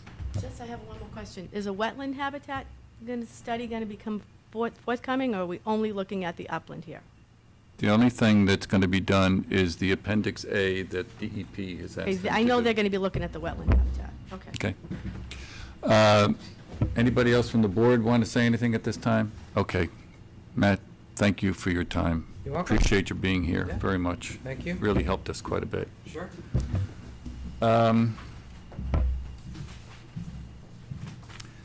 We also had the Open Space and Agriculture Report, and I'm wondering if any board members have any comments on that. It was submitted at the last minute last week. I just kind of perused it again and felt that actually a lot of things that are descriptive in here are a bit of a function of the DEP comment letter. So perhaps, unless you have specific things, we can maybe let this sit until we hear further from DEP. Do you have any? I went through it, I didn't have any particular comments on Yeah, it. I think I it was didn't pretty either. much what I would be expecting to see. Right. But I think that a lot of the things that they conclude here are contradicted by the DEP letter. That's all I'm saying. And so therefore, it's, once you've ironed out whatever it is, either this stands or it's changed. That's all. Okay? Do you have a comment? No. Okay, then let's move away from open space and agricultural. Wildlife Habitat.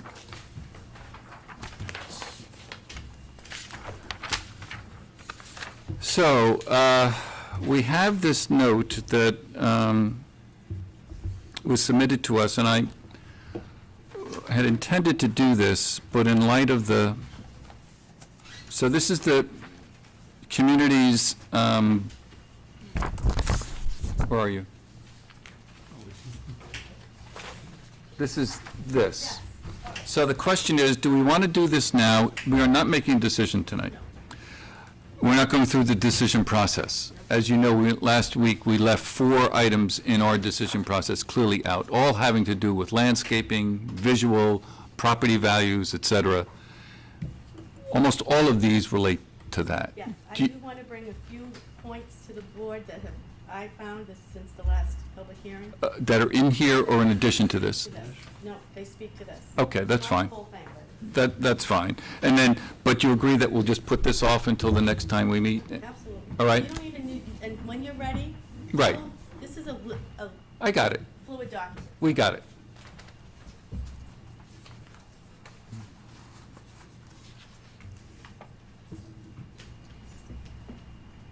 You ready for me? I'm sorry. Okay, no, that's okay. So, if you look on page 1 of this document, 1, 2, 3, the 4th square down, Mm-hmm. project siting. Mhm. Again, this is the important water quality, water management, cooling that trees impact. I just want to bring to the board's attention that this past week, we had something occur across the pond from us in Paris called the Paris Climate Talks. And for the first time, it has, the preservation of forests has been brought up. And out of the Paris Accords came, parties are encouraged to take action to implement and support, including thorough results-based payments, the existing framework is set out in related guidance and decisions already agreed to under the Convention for policy approaches and positive incentives for activities relating to reducing emissions from deforestation and forest degradation, and the role of conservation and sustainable management of forests. So this is something that has come out. I mean, I have something here for you guys too. Here, I'll give it to you. There's a website here. It just piqued my interest because it's very, It's not every day 195 countries agree on something. that's true. And,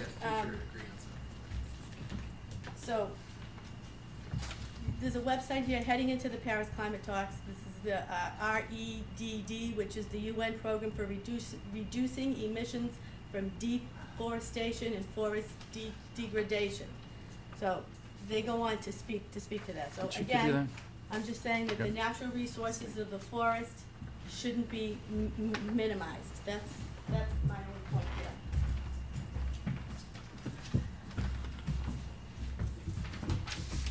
The next thing that I would like to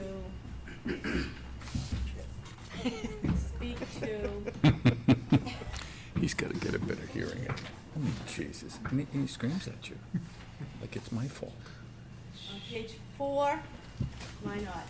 Page 4, the one right in the middle, requires an operations and maintenance plan. Hold on. Let's have that conversation now. All right.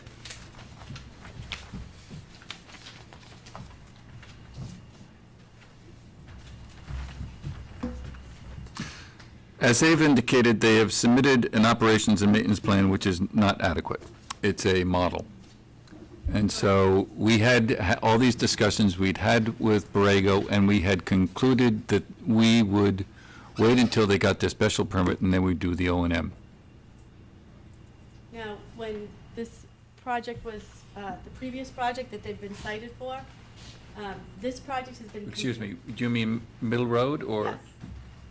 Middle Road. The Middle Road project, you're saying that it was appropriate, the board had allowed, and at the time it was the Board of Selectmen, correct? It wasn't this It plan. wasn't us, no. No. Of course, So the Board of Selectmen allowed them to issue the operations and management plan after you received the special permit, correct?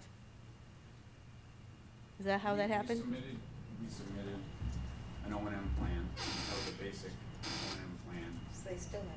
I mean, not a specific one. We have not yet submitted a specific one. It wasn't, but we would be. See, they didn't contingent it. This, right, so this project, and you can answer this, please, this project should be seen as as its own project. course. Shouldn't be compared to that project, correct? Yes. We don't. So, okay, so we would like to see and have it reviewed and required an operation and maintenance plan prior to the special permit being granted. That's what the bylaw says. I think when this particular instance, where it's not a brownfield, it is more than appropriate to understand what's gonna happen. How does the board feel about that? You know what I mean? Yeah, I do.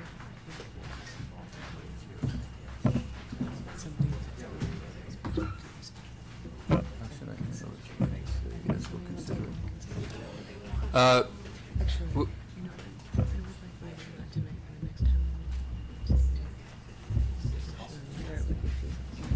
So, rather than you respond right now, I think that a lot of people have brought this up tonight.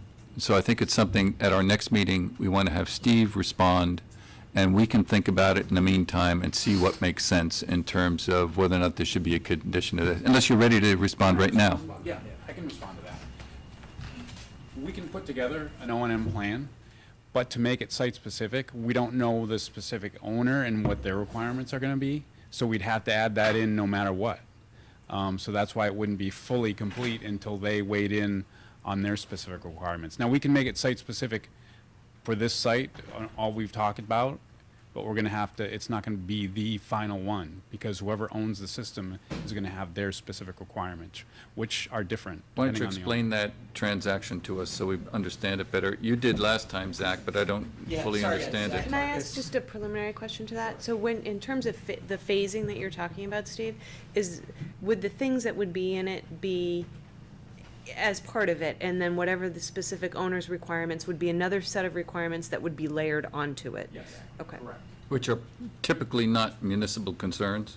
Exactly. They're more about production and estimates. But, sorry, I'm going to contradict Steve a little bit in saying that we know enough about the project where we can provide you guys with the base site-specific plan. One of the biggest challenges we have is we don't know everything that's going to be required of us by the board, hence the kind of standard across the industry to provide the O&M plan prior to building permit, prior to opening the site.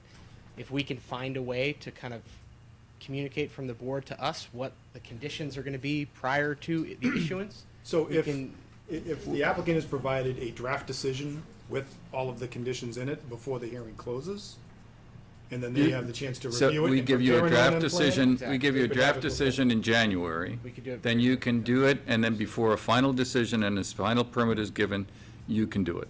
Exactly. That sounds And fine then to to me. clarify about the transactional nature, we can But that- agree to a minimum standard by which the Right. board expects, and then anything would be above and beyond. And essentially, as we define our scope of O&M with our financier, that includes kind of additional snow clearing or additional panel washing and any soap or anything like that, just like Got cleaning it. panels with water. Got it. So But it's all above and beyond. I would suggest any modifications to the O&M plan need to be approved by the board, just in case there is anything of import that gets changed at the That board. makes sense. Yep, Yeah, absolutely. that shouldn't be a problem with anybody. Rich? I just want to mention my big concern about not making a semi-final or a final O&M plan part of the permitting process. Make it not contingent, the permit is contingent on it, but make it part of the permitting process, is that if you take it out of the permitting process and you say that Borrego and the building inspector are going to agree on it, and then the board's going to talk about it, now you've taken it out of the public hearing. You Yeah, take it no. out of the public hearing, it goes in the proverbial smoke-filled room, and, No, we're not doing that. okay, so the public hearing gets reopened when you get this? No, we're not closing it. We're not Okay. closing it. We don't close it next week, next time. We close it after we have a vote.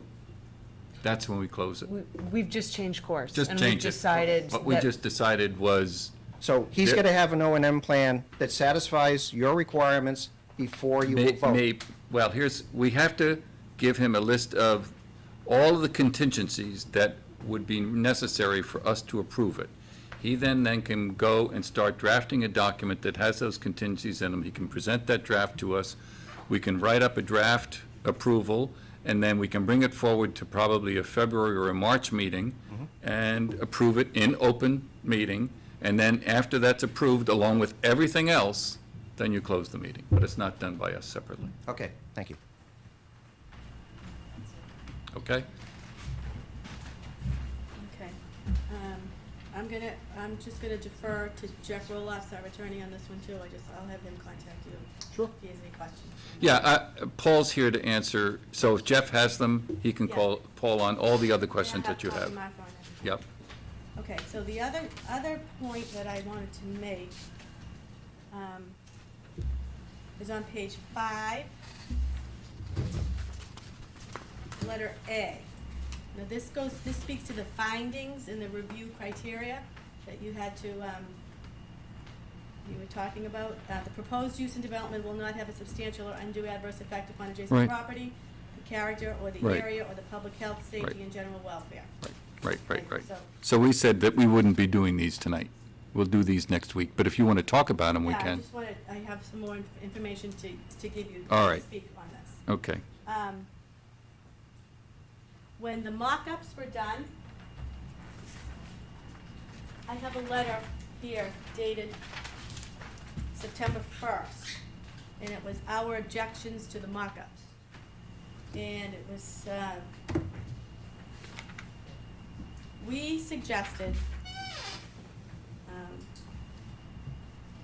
as the board, and I'm just gonna read from this letter. As the board confirmed in its August 25th letter to Borrego, these mock-up sections will be placed in locations to be coordinated between the town planner, you, and the abutters. And then our attorney goes on and says, it is disappointing that my clients were completely excluded from the coordination related to the mock-ups. In the spirit of advancing those discussions, my clients would like to take this opportunity to formally present their input on the citing of the mock-ups as follows. So there should be a minimum of 5 different mock-ups, although 7 would be better. And then he put in 5 different spaces here where they should go: the northwest corner near the McCarthy's, near the Marshalls. 3 higher elevations, 70 to 80 feet, which are concerns to the abutters, and a few other spots. Only 2 mock-ups were built, and they were clearly visible from 6 Courtney Drive, from the residence, never mind the property line. Now, the bylaw says you can't see them from the property line. My concern, and I think our concern as well, is there were 2 other possible locations that these mock-ups weren't installed. How do we know that once this project is in there, you're not gonna see it? I think we had a little bit of a discussion about this last week, and I think Greg brought it forward, or whenever it was, 2 weeks ago. And the initial discussion that we had with board members and with Borrego and you all regarding those initial mock-ups, or whatever they would be, were that we thought they were going to be like individual panels, maybe 3 feet by 6 feet. And at that point in time, we said, let's do 5 or 6. I think we said 4. And you said 2, and you said 7, and I think we said 4 or 5. And then we found out that they were in fact building these rather large, what are the dimensions? 30 feet, 16 feet by 32 mock-ups, and that they would be done in the highest location, the 78.5 location, and then the closest location, which is what we did. And we walked the site with Gary and with Greg, and we determined that that was an appropriate place for the mock-ups. We then did a tour of the twice afterwards. Here's what I'm convinced. I'm convinced you can see the mock-ups from Greg's house. I don't know that I can see them from yours. I don't know if I can see them from McCarthy's, but I know we can see them from Greg's house in the winter, which is really 5 months. That's why I am convinced we have to have massive landscaping in order to do it. So having other locations isn't going to help that. It's got to be from the tip to the bottom. What he's showing there, from the highest location where it might be visible, all the way down to the side, has to be landscaped. And it's got to be landscaped in such a way that we agree to it, that we think it's going to be an instant screen, not a screen that grows over time. And that's what our criteria are. Okay, I still want you to make it abundantly clear that our concern is that once you clear cut that forested land, you're not gonna be able to screen it. You're not gonna be able to, because the trees will not be there. And we did talk that we've looked at the topography of the site. The highest point is 78.5. There are two other points on the site that are 80 feet right now, and he's cutting them down so that you're not going to have that undulating, potentially 2 feet higher that you might be able to see on the middle of the site. He's going to cut that down so that the highest thing that you're going to see is the 78.5, which will be screened. Is he gonna have to blast? I don't know that. No. How do you know that? You this ledge back there, how do you know you're not gonna Go be able through to it. blast? We don't have to. You put that in writing to the board? That we won't blast on that Yeah. site? Sure. And I don't see how they can do it. Well, there were there's other methods of assessing the visual impact of that. And I think it would make us feel much better if, Maybe it would. I'm convinced there's a visual impact. all right, It's as simple as that. There's a visual impact. And they have to mitigate it. if they can. I think they, well, So the last thing that I want to bring up tonight was,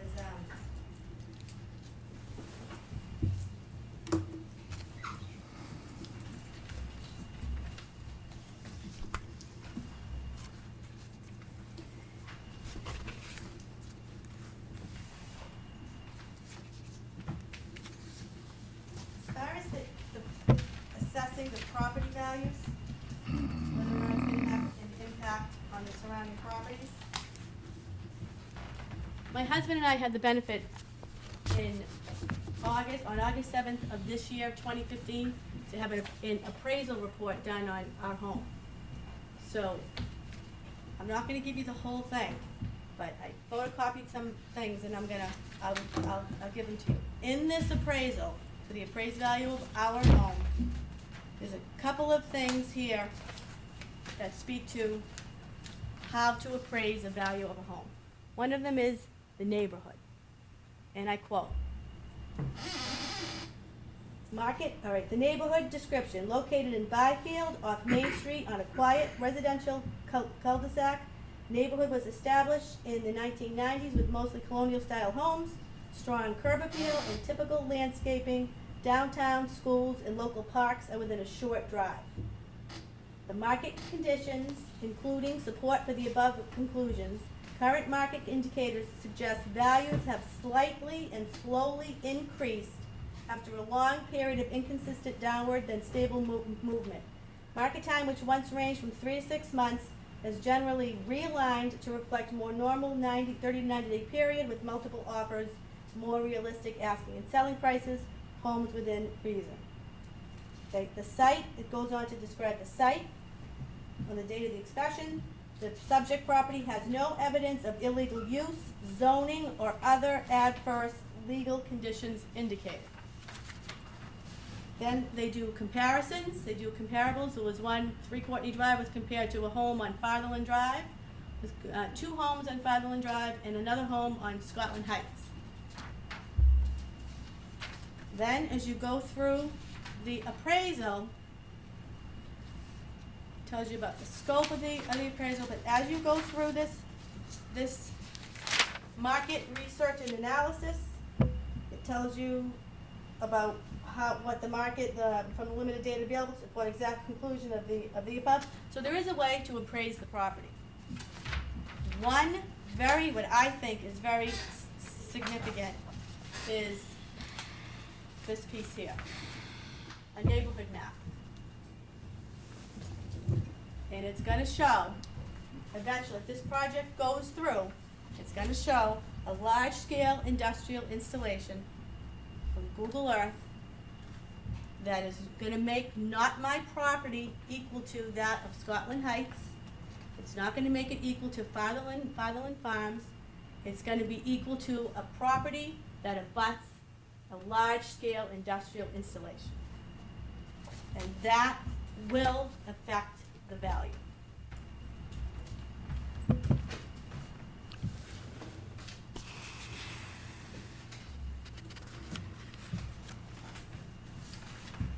Yeah, I'll give this to you, Martha. There's some few pieces in there. If there's any more information you need, you can. Okay, thanks. Now, has the board received any other letters from real estate brokers talking about what type of impact putting a large-scale industrial installation in a residential neighborhood will have? Because I know the broker, the listing broker at 1 Courtney Drive, has submitted a couple of letters. I still haven't seen them. Our attorney hasn't seen them. From Pat, Yeah. from 1 Courtney Drive. Valerie McGilvery? Yeah. Oh, yeah, I got a copy of it here. We got them from Mark. I don't have them. My attorney doesn't. Well, I have one here. I don't have his initial one, her initial I one. remember seeing one, I don't think I've got it with me. I only remember one. So I, Yeah, there were two. There were two, I don't even remember. a discussion of this is, if you, it's kind of late, but if you would like to get into it, we could do it. So last time this letter was read in the, It was given to me by Martha, correct. and we thought it had been mailed that week. It obviously had not been. So, but not only that, but the letter doesn't speak to property values at all. It was a misrepresentation. Well, I'm not sure what it was. You spoke with Pat afterwards. I did. I mean, first of all, it was something, anything that comes in, with respect to the project is read into the record. It wasn't intended as a representation. It was just something that had been received by my office with respect to the project. So the board wasn't representing it as saying it had any, standing on property value or not. It was just something that was read into the record because we got it. I did speak with Pat afterwards, and after Jean had also spoken with her. She did corroborate that she had written the letter over a year ago when the project was actually before the selectmen, after speaking with Ruth Yasser, had not seen the plans. She took exception to one thing that Jean wrote in her email, which was that she is familiar with Courtney Drive. She's been on Courtney Drive. And that was basically it. She did say that from certain aspects, she thought that it was not a bad location because it was away from, she was under the impression it was 700 feet from the residences, which, she now knows is not correct. It's more like 400. But with the highway on one side and undeveloped area on a couple of other sides, she felt that that was a reasonable location.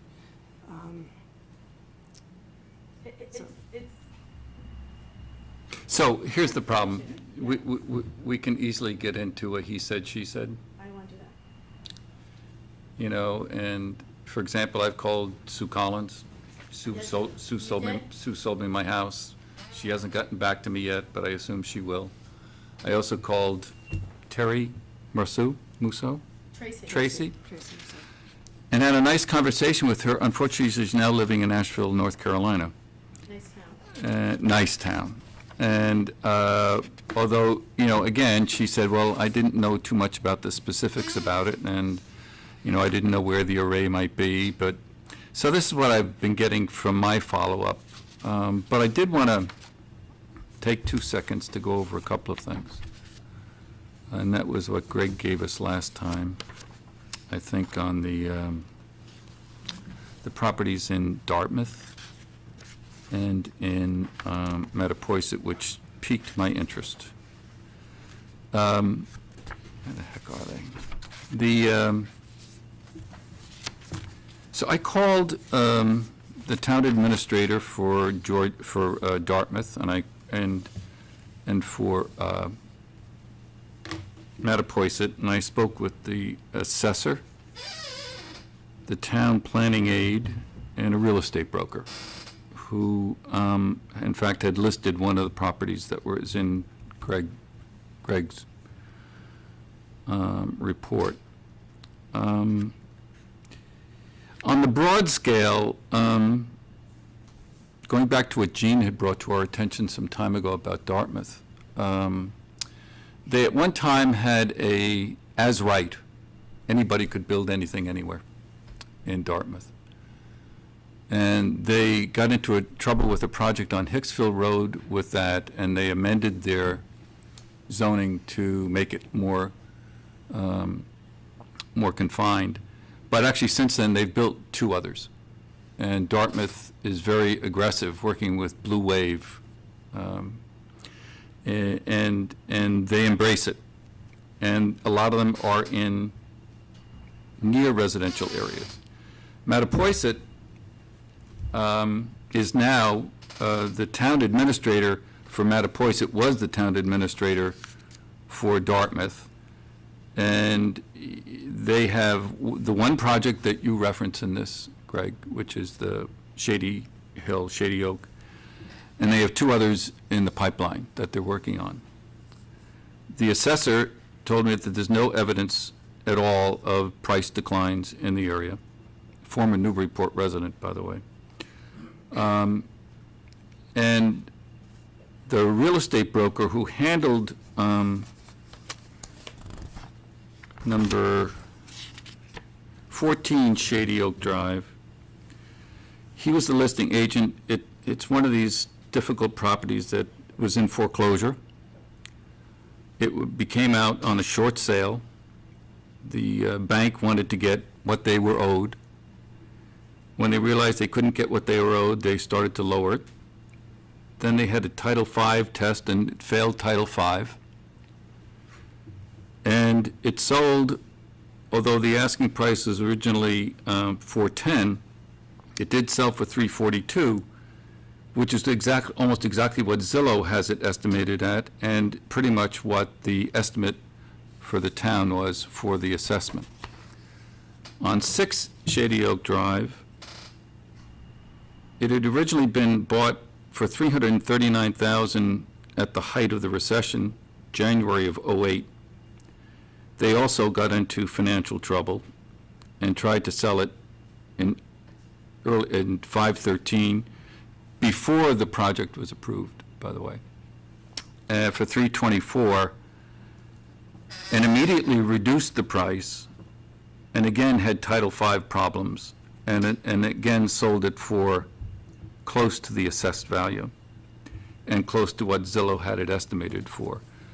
So I look at this stuff all the time, and I would come to the same conclusion, and the only way you find anything out is to go deeper into it. But the people in Dartmouth and the people in Mattapoisett, at least at that level, a broker, the town administrator, the assessor, and the town planner, all think that there was enormous initial skepticism about the solar arrays. And with all things in life, when you don't know what's going to happen, you're afraid. You are. Change. And it's very, very difficult. He says he hasn't completely solved everything, but they just had their public meeting for their second one on Crystal Drive. The developer had a meeting. They brought him to town hall. 5 people showed up. And so, I said, well, why did that happen? He said, because they think it's not a problem. This is in Dartmouth? Dartmouth and Mattapoisett. So I have this guy's name. If you guys want to call the town administrator, he was in Dartmouth for 20 years, and now he's in Mattapoisett. And they think they're they're positives. I know that you all believe down to your core that this is going to have a negative impact on your properties. I don't share that, but I can't convince you because I don't live there. I think that this is a good thing for the town, and I think that once it's developed, I think that it will not have an effect on your property values because you will not be able to see it, and I think that you can, I don't want to say what I think you can live with, because you're your own people, and you have your own feelings about this, and they're very deep, and you've done a fabulous job with all this work that you've done. But based on what I've been able to find out about other properties, I mean, I looked at Revis's, they had all the listings for Newbury for the past year, and what sold, and how long we're on the market. The average time on the market in Newbury for a house between $600,000 and $670,000 is 180 days. You know? It's not 2 weeks. We know that Mark, when he did this deal, this is what he told me, he'd never done one before, and 2, he didn't calculate carrying charges. You know, you're doing a deal like this, it's a risky business. You've got to figure out that you can take 6 months' worth of interest.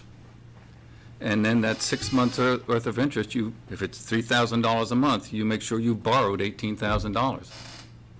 So you don't have a problem and a burden when you're trying to carry the project. And he also didn't have it staged. So that was you'd asked what our opinion of when we walked through one.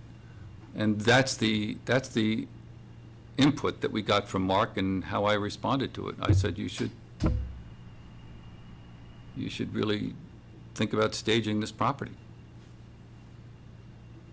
So you really don't believe what's next door matters? I think what next door is matters, but I think it's not next door. And it can't be seen. You just said about 15 minutes ago that you could see it from 6 Courtney Drive. So now you're saying it's not being seen? You have caught me, you're right. What's there right now can be seen. But what we are going to do with this, in terms of conditioning it, you will not see it. I think we need an arborist. I think when we talk about a landscaper or a gardener or a nurseryman has absolutely no certifications. Couldn't agree more. I want an arborist to actually come out and evaluate the property, not a nurseryman who sells plants for a living. Gene, I agree 100%. John's right, and he wants to bring somebody out. We'll figure out who has to go out there and do it. Transparent. I think that we need to get very, very clear on things, and we hear things, and then it gets twisted, and it doesn't happen. Wait a minute. Well, no, because an arborist is what Martha and I talked about, and then he goes to Corliss, maybe based on what Martha said, they're not an arborist. I've talked to 4 arborists. It's a completely different, it's like saying teacher versus professor. You're in the area, but you're not up the chain. And an arborist is what we need back there. A certified arborist. I think that we can do that. I hope so. I hope so. Well, we don't have a lot of money, but we'll have to talk to Tracy about it. There's local men and women certified in the area that are very affordable. Thank you. There's one on the new report, What? Parks Department. Parks Department? Yeah, they've got I one just on want to there. say one other thing about the O&M. I strongly think that that has to be part of it. It's part of our solar bylaw. It is a site-specific O&M that needs to be done. I've done a lot of research on that I will email you, Martha, so you can distribute. How important an O&M is part of the plan. A site-specific O&M. I know that someone else is going to take it over and there's going to be new things, but we need some assurance, and we're not getting that. We agree with that. Okay. Okay. We agree with that. It's just not clear, and it just keeps feeling like there's moving pieces that get forgotten and then shuffled and then reworded. And it's very, very upsetting. And it is our property, John. It is our property. I understand. And it is the new plan that the DEP is saying to put it in that field. right? Maybe that's not a good idea. And Well, that closer, have you you all can been see on that, my right? deck? I mean, you can see that. Have you all been on my deck? This whole project, quite frankly, I think is gonna get moved and shifted, We'll see what happens. so We'll see what happens. it's a moving target. It is That a field moving is target seen right now. 9 months out of the year from, From, yeah, from my home. I think you're right. So that's a heck of a lot of screening that would have to be done. No, I don't know that we would concur with that if they put it there. Okay. So, yes, I'm very upset. I don't think it's been presented accurately, and things keep getting moved, and Well, let me explain. you have explained, you are for this project. No, I'm That's not. what you have. You gotta understand. I am not for this project. I'm really not. I'm trying to make it work, because that's what the planning board's job is. We're the regulator. Planning board's job was to follow the bylaw. Right. And, That's and what is the to, planning and board is to job try, is to and is do. to, and is to try to make something work. It's, I think it's. Within the confines of the bylaw. Okay. Thank you. I don't agree with that. I think that you need to take your hat off as the planning board and put your hat on that says special permit granting authority. And because I know that was, your office gave strict instructions to the Board of Selectmen. They cannot assume their role as the Board of Selectmen. I don't believe you should assume your role as the planning board. You're the special permit granting authority, and it's a whole different ballgame. It's a whole different set of rules. And I think maybe you can give them a little guidance on that, because I don't think that's true. You have both the planning board and the special permit Right. granting authority. Same way, sometimes the Board of Appeals is a permit granting Yeah. authority. And your job is to apply the bylaw as it is written.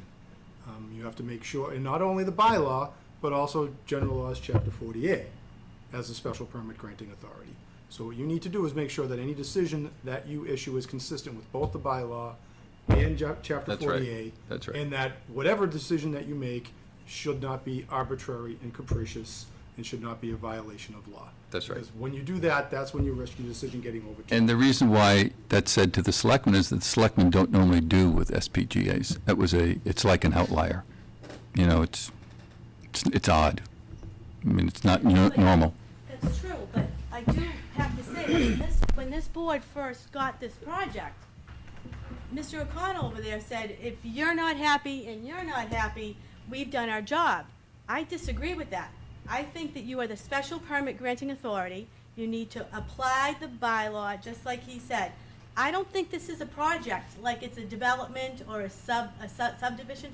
I think this is a much higher standard. That's what I think, my personal opinion. Well, and that opinion is correct to the extent that when you're acting as a planning board under the subdivision control law, you're really very constrained as to whether or not you can Right. allow or disallow a This project. gives us much more If- ability. If it complies with the rules and regulations and there are no waivers that are being requested, you don't have a choice. You have to approve. A special permit is a discretionary permit, but there are limits upon how you can exercise that discretion. And those limits are more constrained under a solar application than under a general application because it is an exempt use under Chapter 48, Section 3. So what you need to keep in mind, and I said this at the very initial hearing, is that not only do you need to apply your bylaw, but you need to make be careful when applying that you're not going afield of that bylaw and imposing conditions that are essentially beyond Right, the you scope can't of do that that. bylaw, so that There it has would to then be a nexus as interpreted well. as that you simply cannot do solar. Because if you get to the point where it could be interpreted that you're just saying solar is not appropriate anywhere or in any residential area, despite the fact that the bylaw allows it in a residential area, then you're going to run into the situation where there's an appeal filed, and then in that appeal, they're going to say, although the bylaw says you're allowed to do it, in fact, you're not, and then therefore, we're going as an exempt use under Chapter 48, Section 3, and you're losing a lot of control. So it's a balance that the board has to Thank you. to make when That's they're good. going through their Thanks. process. Yes, there is also legal standing now that these types of developments they are not subject to unreasonable regulations. Correct. And as long as the bylaw, Right. it falls within the bylaw. We discussed at the initial hearing that there are a couple of land court cases out there that have stated that in fact the town may I'm gonna end this. zone so that it's only allowed in certain zoning districts, like a commercial or an industrial district. However, that's not what your bylaw says. That's right, but our So what bylaw the board does, needs to be concerned with is if it takes a position that can be interpreted as not allowed anywhere in a residential area, it's just never going to be appropriate. Correct. Then they may be that's going not too far, appropriate, that's right. and your entire bylaw could be overturned by the court. That's true. So that's the balance that the board needs to sort of make. But the bylaw is specific, the framework of the bylaw echoes what the town of Newbury's master plan is, that natural resources are very important to the town of Newbury. And the board can't just ignore that fact. They have to take it into account, correct? Correct. Okay. Well, that's all I and wanted. that, it's also part of the bylaw. Right. And that's part of the list of issues that are being reviewed as part of the process. Okay, Quick thing. you two guys, okay? Just one quick thing. The town of Dartmouth had residential, it was residential agriculture. They went to add the zoning for solar. They changed it back, so you can't do residential because of the problems they had. Their average medium sales and their average income is probably 30 to 50% lower than the town of Newbury. Sales of houses? Sales of houses and average income, Average value of a home. average value of a Dartmouth. home, and average I income. would guess that from Mattapoisett, not for Dartmouth. Dartmouth. So when we spoke with the town manager, you talked to the The assessor? I talked to, no, for Dartmouth, I talked to the former town manager, who had been there under these projects being built. Yeah, the He is project now, was built, and then they changed, they had a bylaw, then they changed it so that it could go into the residential areas. And then they, after 3 years of problems, they reversed that bylaw, now that you can't put them in residential, right, all I'm saying is that they're still having them built all over the not in place. residential. I'm not sure about that. Well, I am. Okay. I did speak with we were both on a conference call.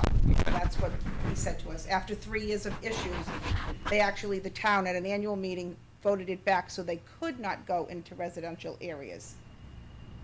And it's not a comparable town, but that's personal. No, that's fine. That's just the point I was gonna make. Okay. It's not the same. And we are a wraparound residential community. We're not compared to some other properties other sites that keep coming to us. This is a very unique situation. Okay. It's important. So just to add on to what Jean was saying, I do think that the home buyer in this area, is going to be much more discerning than somebody buying, I know it sounds snobby, $300,000 home versus a $600,000, $700,000, $800,000 home. Paid $800,000 2 years ago for a home, and I bought it for a very specific reason. And it aligns very well with the master plan, why the people came to Newbury and stay in Newbury, what they love about Newbury. I've said it many times, and that will be changed. And, I surely hope, John, I think it defies logic, the position that I've only heard from you, and with all due respect, we're going to disagree on this one. I do agree that it is very hard to find, empirical evidence that says that my property value will go down, or Jean's, or Alicia's, okay? But there is common sense here. We saw the report, the appraisal report. When you all go look at homes, okay, everybody looks at Google Maps now. They put it into the appraiser. They're doing pluses and minuses against comparable homes. There is a value associated with abutting an industrial installation.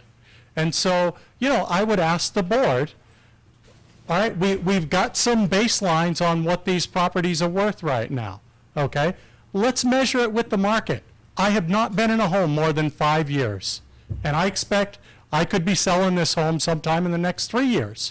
What kind of assurance are you going to give me, okay, if I can't sell my home, or if I take a $100,000 hit, when all of the other data points in the town show that my house should sell for X and it sells for Y?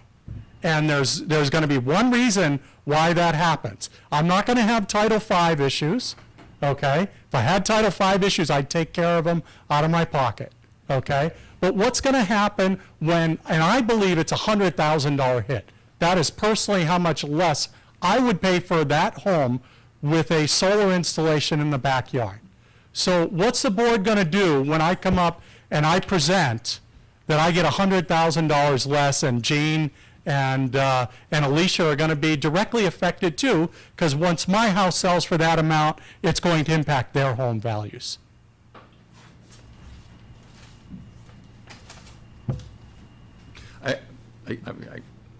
It's a he said, she said. I don't know. I can't respond to that because you feel it so deeply, and it's real. I mean, there's no doubt that you believe that your value will decline. I don't think that will happen, but you do, and I have to respect that. John, I'm willing to put my house on the market just to test this thing out. Okay? I believe that strongly in it. So, that's all I have to say. Thank you. All right, we're going to draw, anybody want to speak about anything else? Because we will, anybody on the board have anything else to say on the Borrego issue? We'll need to continue this to the second meeting in January, Okay, 20th? 20th. yeah. To January 20th. I need a motion. You will have Well, that's Some- just what's outstanding for us. Pardon? And what's outstanding for us, and when can we? You need to tell us what's going on with DEP and whether or not you have a change plan. That's right. We need to figure out DEP and an O&M plan. I think we can do that by then, definitely. So if we do that by the next meeting, what other issues are there? Because we keep Well, going back. the major issues that's still out there, I just gave them my opinion. Yeah. Right. But the board members have to weigh in on whether or not they believe that. Right. And whether or not property values are going to be affected. Right. We'll But have to see. there comes a point when you have to say, now we have to make a decision. That's right. We can't just keep the same over and over. In the last 3 meetings, it's been the same thing. I haven't heard anything new on property value, so I think that's done. Wait a minute, So I I think- had an appraisal today, that was something new. No, it's. There comes a point when you just have to Here's the decide. thing, here's the thing. I think, I wouldn't go there. I don't think the board members have made up their mind about the Okay. property values issue, and I think that the more we hear about it, the more we understand. Simple as that. Okay. I think there's still the hanging issue in my mind of the visibility from the property, abutting residential properties. I'm still from Missouri on that one. I see problems, and I want to get some advice from people that know more about it than I do. Right, and I've just gotta find out if there's any possible conclusion to this. I mean, I personally have been working on this. For almost 2 years. No. So, So, wait. and you have too. Right, so, and you know what? We're both waiting for a decision, then it ends. You know, we can't keep just going, it's either a yes or a no. You want, no, I You're want not yes. complying. Right, if you wanted an opinion today, we would have to say no, because you're not in compliance with a number of things. I totally agree. And Simple. there's some outstanding issues, and property value, if you still need it, I mean, I think we've researched it. It's Right. really what's in everybody's hearts and guts, and right now, I don't know what that is. And I John, don't think we they can, haven't complied with your conditions yet. Oh, no, they have to do that. Right. I think Exactly. it's a I know that. She's saying Until that you know he's what the not, final and plan it's is. him That's right. that's not compliant. Right. so all of these questions I are really totally agree. dependent on what the final plan looks like. Yep. So my question is, will you have that issue resolved with DEP by January? I'm sure you can get And if that not, we'll do it some other your time. response, but will they have enough time to respond to you? I don't know. And if I don't have that, we continue it. Okay, can we? Because I'd almost rather not have another meeting where we Yeah, just. I think that's a good I idea. think we need to know the answer to that and whether Yep. it's gonna change the So plans. can we Having a conti- meeting like this makes no sense. Fine. So, Agreed. I thought this was a good meeting. Well, no, but to discuss the same issues again, And once we know what the final plan's gonna look like, then we have a meeting. Until I know that, So how do we do that? How do we continue Leave it? it, so the So next you- meeting you is continue it contingent to a upon date having his certain. answers? Yeah, and then if I need to continue it. And they'll request a continuance. if- Okay. if they're What not did we ready. just say? We have to continue it to a date when? certain, and if they're not ready, we'll continue it again, Okay. without We're meeting. saying we really don't need to have, or want to have another meeting until. Because I concur that you may not have what you need So by continue the it to first 20th. meeting in January. Second meeting of If we January. don't have answers, continue it again. Perfect. Second meeting of January. Okay, can I have a motion for that, please? I move to continue the current hearing to January 20th. Dates, To- time to The certain. first one. We're No. continuing to the first one, aren't we? No, do it the second one. Huh? They're not gonna have 'Cause they anything won't by have- the they first one. won't have anything They back. they agreed on that? Yeah. Okay. So to January 20th, 2016 at 7:15 PM. Okay, do I have a second? Well, no, can't we say that, provided that we have? I think we have to have it, they have to move for Yeah, we have- continuance. You have to have it. Continue it to a date certain. You I can thought you make it could a do it too. contingent. You do that and then you move it. Okay, Second it. yeah, well, then I'll second it. All those in favor? Aye. Aye. Thank you. Thank you all.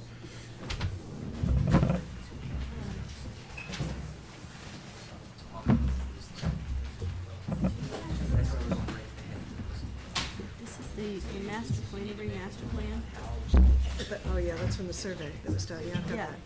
that. So, okay. So this is. I'll leave- what section most important.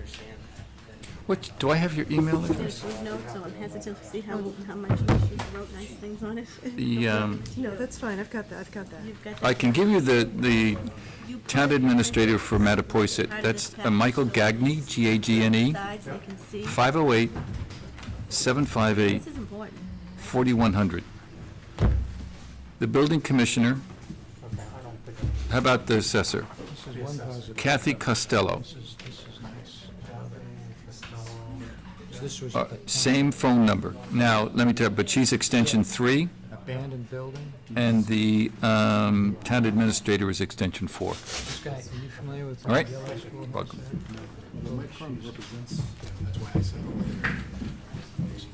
All right, we have, can we, If he does this kind of job here. Good luck. no, we have No, we more still work to gotta do. keep going. Merry Christmas, everybody. Merry Christmas, guys.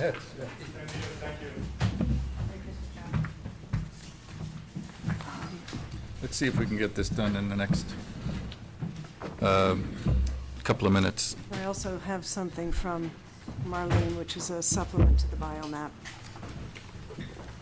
Oh, do you have it? Oh, final map. No, I don't have it. Thank you. Oh, man. Shit, I'm getting papered to death. The whole file cabinet? Computers were supposed to. reduce- Jesus eliminate the H. need for Maria. paper, right? Where's the agenda? I don't know. Is this it? Thank you. Thank you. I sound a little testy, don't I? All right. No, I don't think so. Ongoing business, 61A, 255. Now, we are bringing this back, John, to have a discussion, 255, about, do we have an opinion about this? My opinion, I have an opinion. I don't think we have, but I mean, No, what's yours? Well, my opinion is, and this was the opinion of the Concom last night, that priority-wise, that kind of money is not a good deal. That we, it would be nice if we could have it for free, that would be. You mean to say, for the town to buy it? To buy it, yeah. So we voted to recommend to the selectmen that the town pass it up. There did not seem to be enough value in it to warrant that kind of an expenditure. What do you think? Do you have an opinion? Frankly, I don't know. What's that? I don't really know enough about it to have an opinion. I'd like to hear more what the abutters think. I know we had some here, but they were pretty, I think the abutters would like, speaking for one of the abutters, I think the abutters would like to see if the town, either the town could acquire it or the town could use an NGO, like, what, Green? Trustees or Greenbelt. Trustees, Yeah. if they could pick up the property and keep it in some kind of open space that could connect. They do connect, don't they? To their property, to the Greenbelt Alliance? Not to Greenbelt, but to The trustees. trustees. So the trustees owns lands that abuts it, And so, I mean, one recommendation could be that we think that they ought to work with the trustees on an acquisition where the trustees can somehow supplement the town's money, but the town paying that kind of money doesn't make a lot of sense. Yeah, I don't think, if we could talk the trustees into buying it, that would be Right. great. And the more the trustees, they've done a wonderful job. Goldtown Hill would be full of condos if it weren't for those guys. So I wouldn't have a problem saying that as our first, but then if that doesn't work, that, let the plan go through. Yeah, I'd say if that does, Okay. And you guys are done? I'm sorry, what are you saying something to me? John looked at me, Yes. and after the board is done, I would like an opportunity to speak to the board, but from that side of the table. Oh, okay. She's in a This butter. is where I works for live, me. John, right here. Yeah, okay, you're right there. Yeah, just so Yeah, you know, I'm okay. in a butter. Yeah, I knew you were in Yeah. a butter, I didn't know where, just how abutting you were, but, okay, I got it. I'm almost in a butter. I'm And I may okay. have some information for you. Okay. I think we should let Elizabeth Yeah, what- say her piece. Say, I'm actually, should I, No. do you think I should move? I think I should. you don't have to. No, I think for the sake of appearances, I should not be sitting behind the table. But I'll sit here, if that's okay. All right. All right, Elizabeth Mitchell, I reside at 255 High Road. No, I do not, actually. I live at 257 High Road, and I abut 255 High Road. I'm speaking to the board now in my personal capacity as a citizen and as an abutter, and not as a member of the board. My personal opinion coincides with some of the expressions here tonight, that I don't think that this is a lot that the town would have a great deal of interest or would gain a lot of value from purchasing, particularly at the purchase price of $500,000. That said, as you have heard, the property does abut existing conservation land, both from the trustees and the National Wildlife Refuge. I have spoken to the Board of Trustees, I can't remember the gentleman's name, I don't have my notes. He echoed what John said, that if the property were donated, they would love to have it. They don't think that currently they are in a position to purchase it or undertake a campaign. They did give me contact information. They indicated that they thought the Greenbelt, the folks at Essex County Greenbelt, would be better positioned. They gave me the contact information for somebody there. That individual actually affirmatively reached out to me. And we have been swapping messages. I have not connected with that person at this point in time. I would love to see the board make a recommendation that if a nonprofit were interested and had the financing to purchase the property, It's a I think no-brainer. that would be the highest and best use of the property, and that there's a lot of value there. But I do think that funding would need to come from outside the town. Right, right. So let me ask you, do we need to do this now, or do we want to wait for George to come back and get his opinion about this? The selectmen are not going to talk about it until they're, I believe they continue the public hearing to their second meeting in January. So we can do this with George. I'd like to have George's input on Okay. this. Isn't there a clock? There is a clock ticking, and, Goes till February at some point. Right. yeah, it's actually a little bit sooner than we thought, just because of process. It would have to, if the town were to decide that it wanted to acquire the property, it would have to go to town there would have to be a special town meeting. Okay. So, But they'd actually. I will say, decide Elizabeth, that. I wasn't as afraid of this as I thought I'd be when I saw it.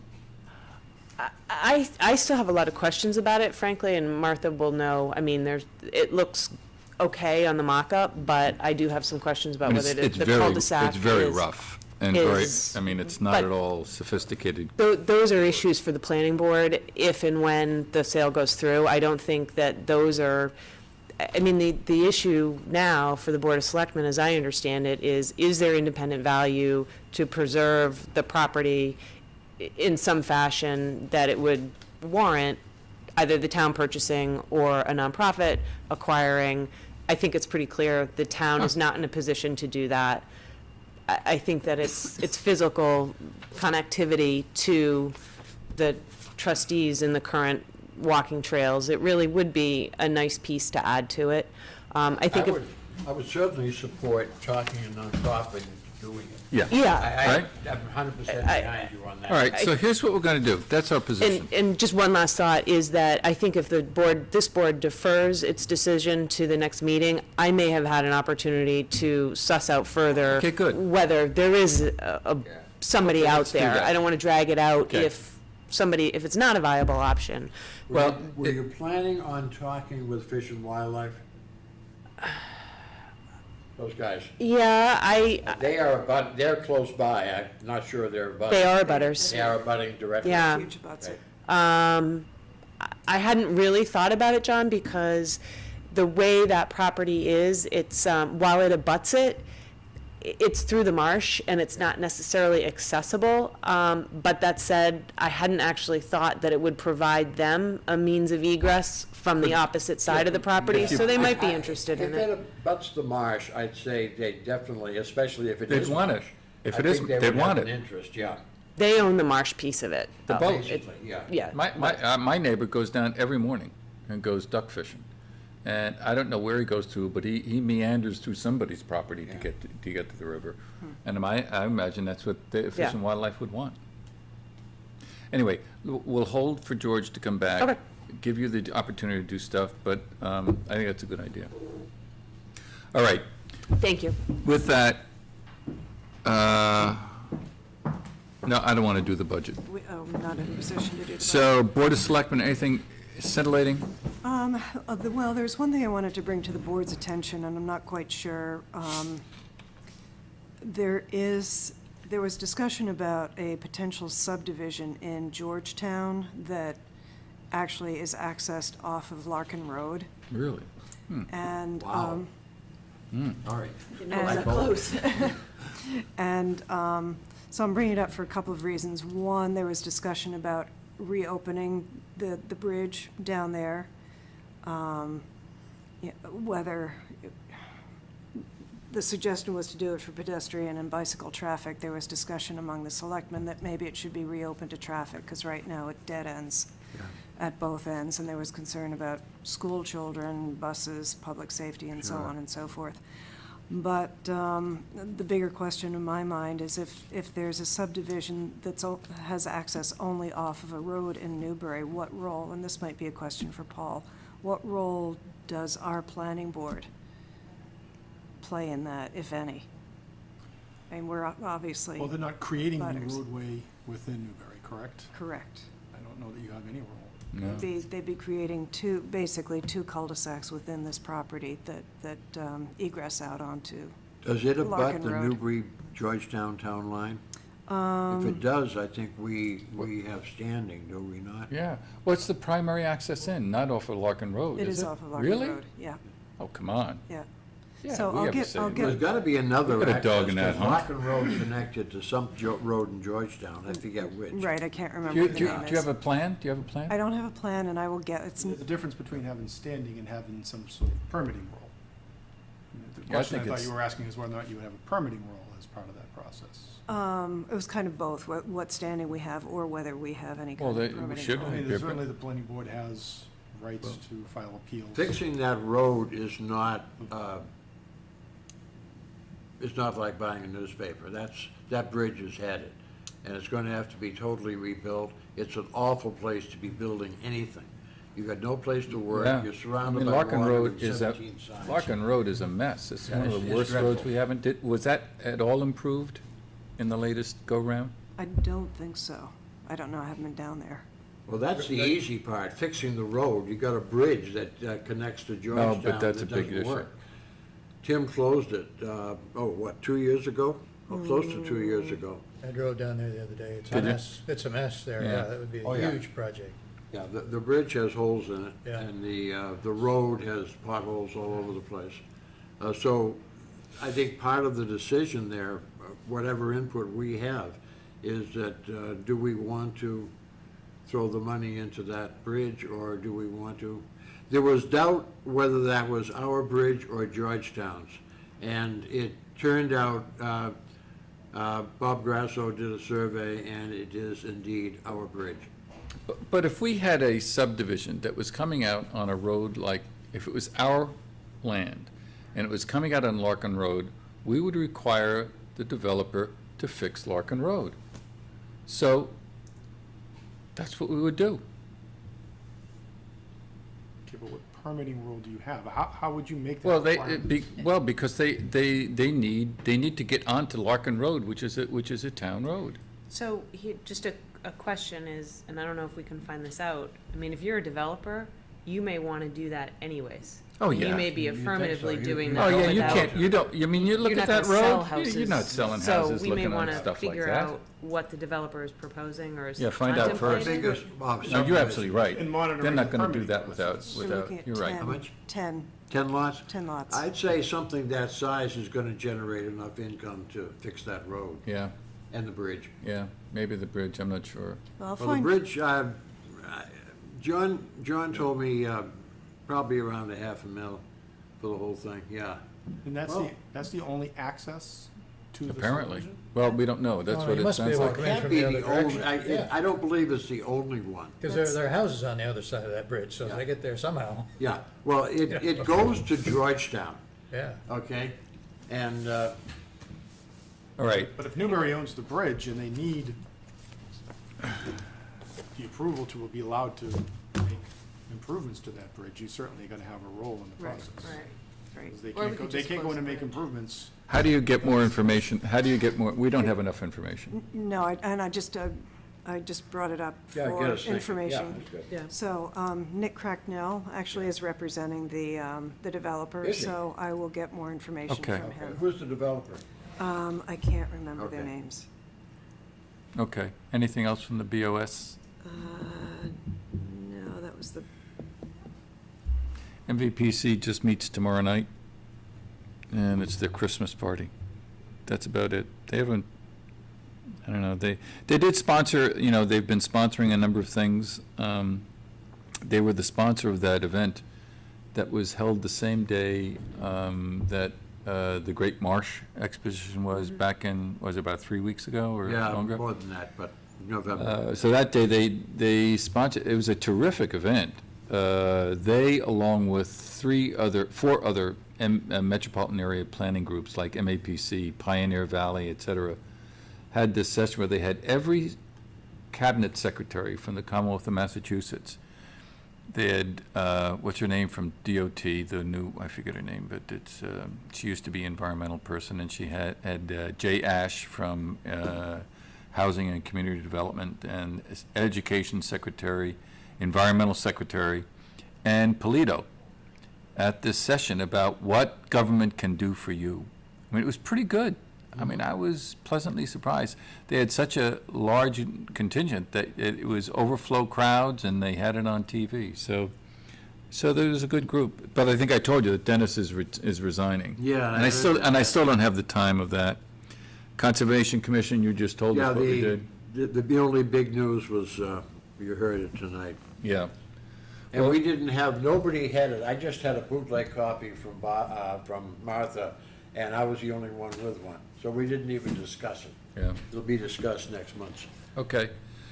With that, anything else that anybody would like to say at 10:10 at night? No. Just good night. I'm hungry. I'm hungry, good night, and I need a motion to. So moved. All those in favor?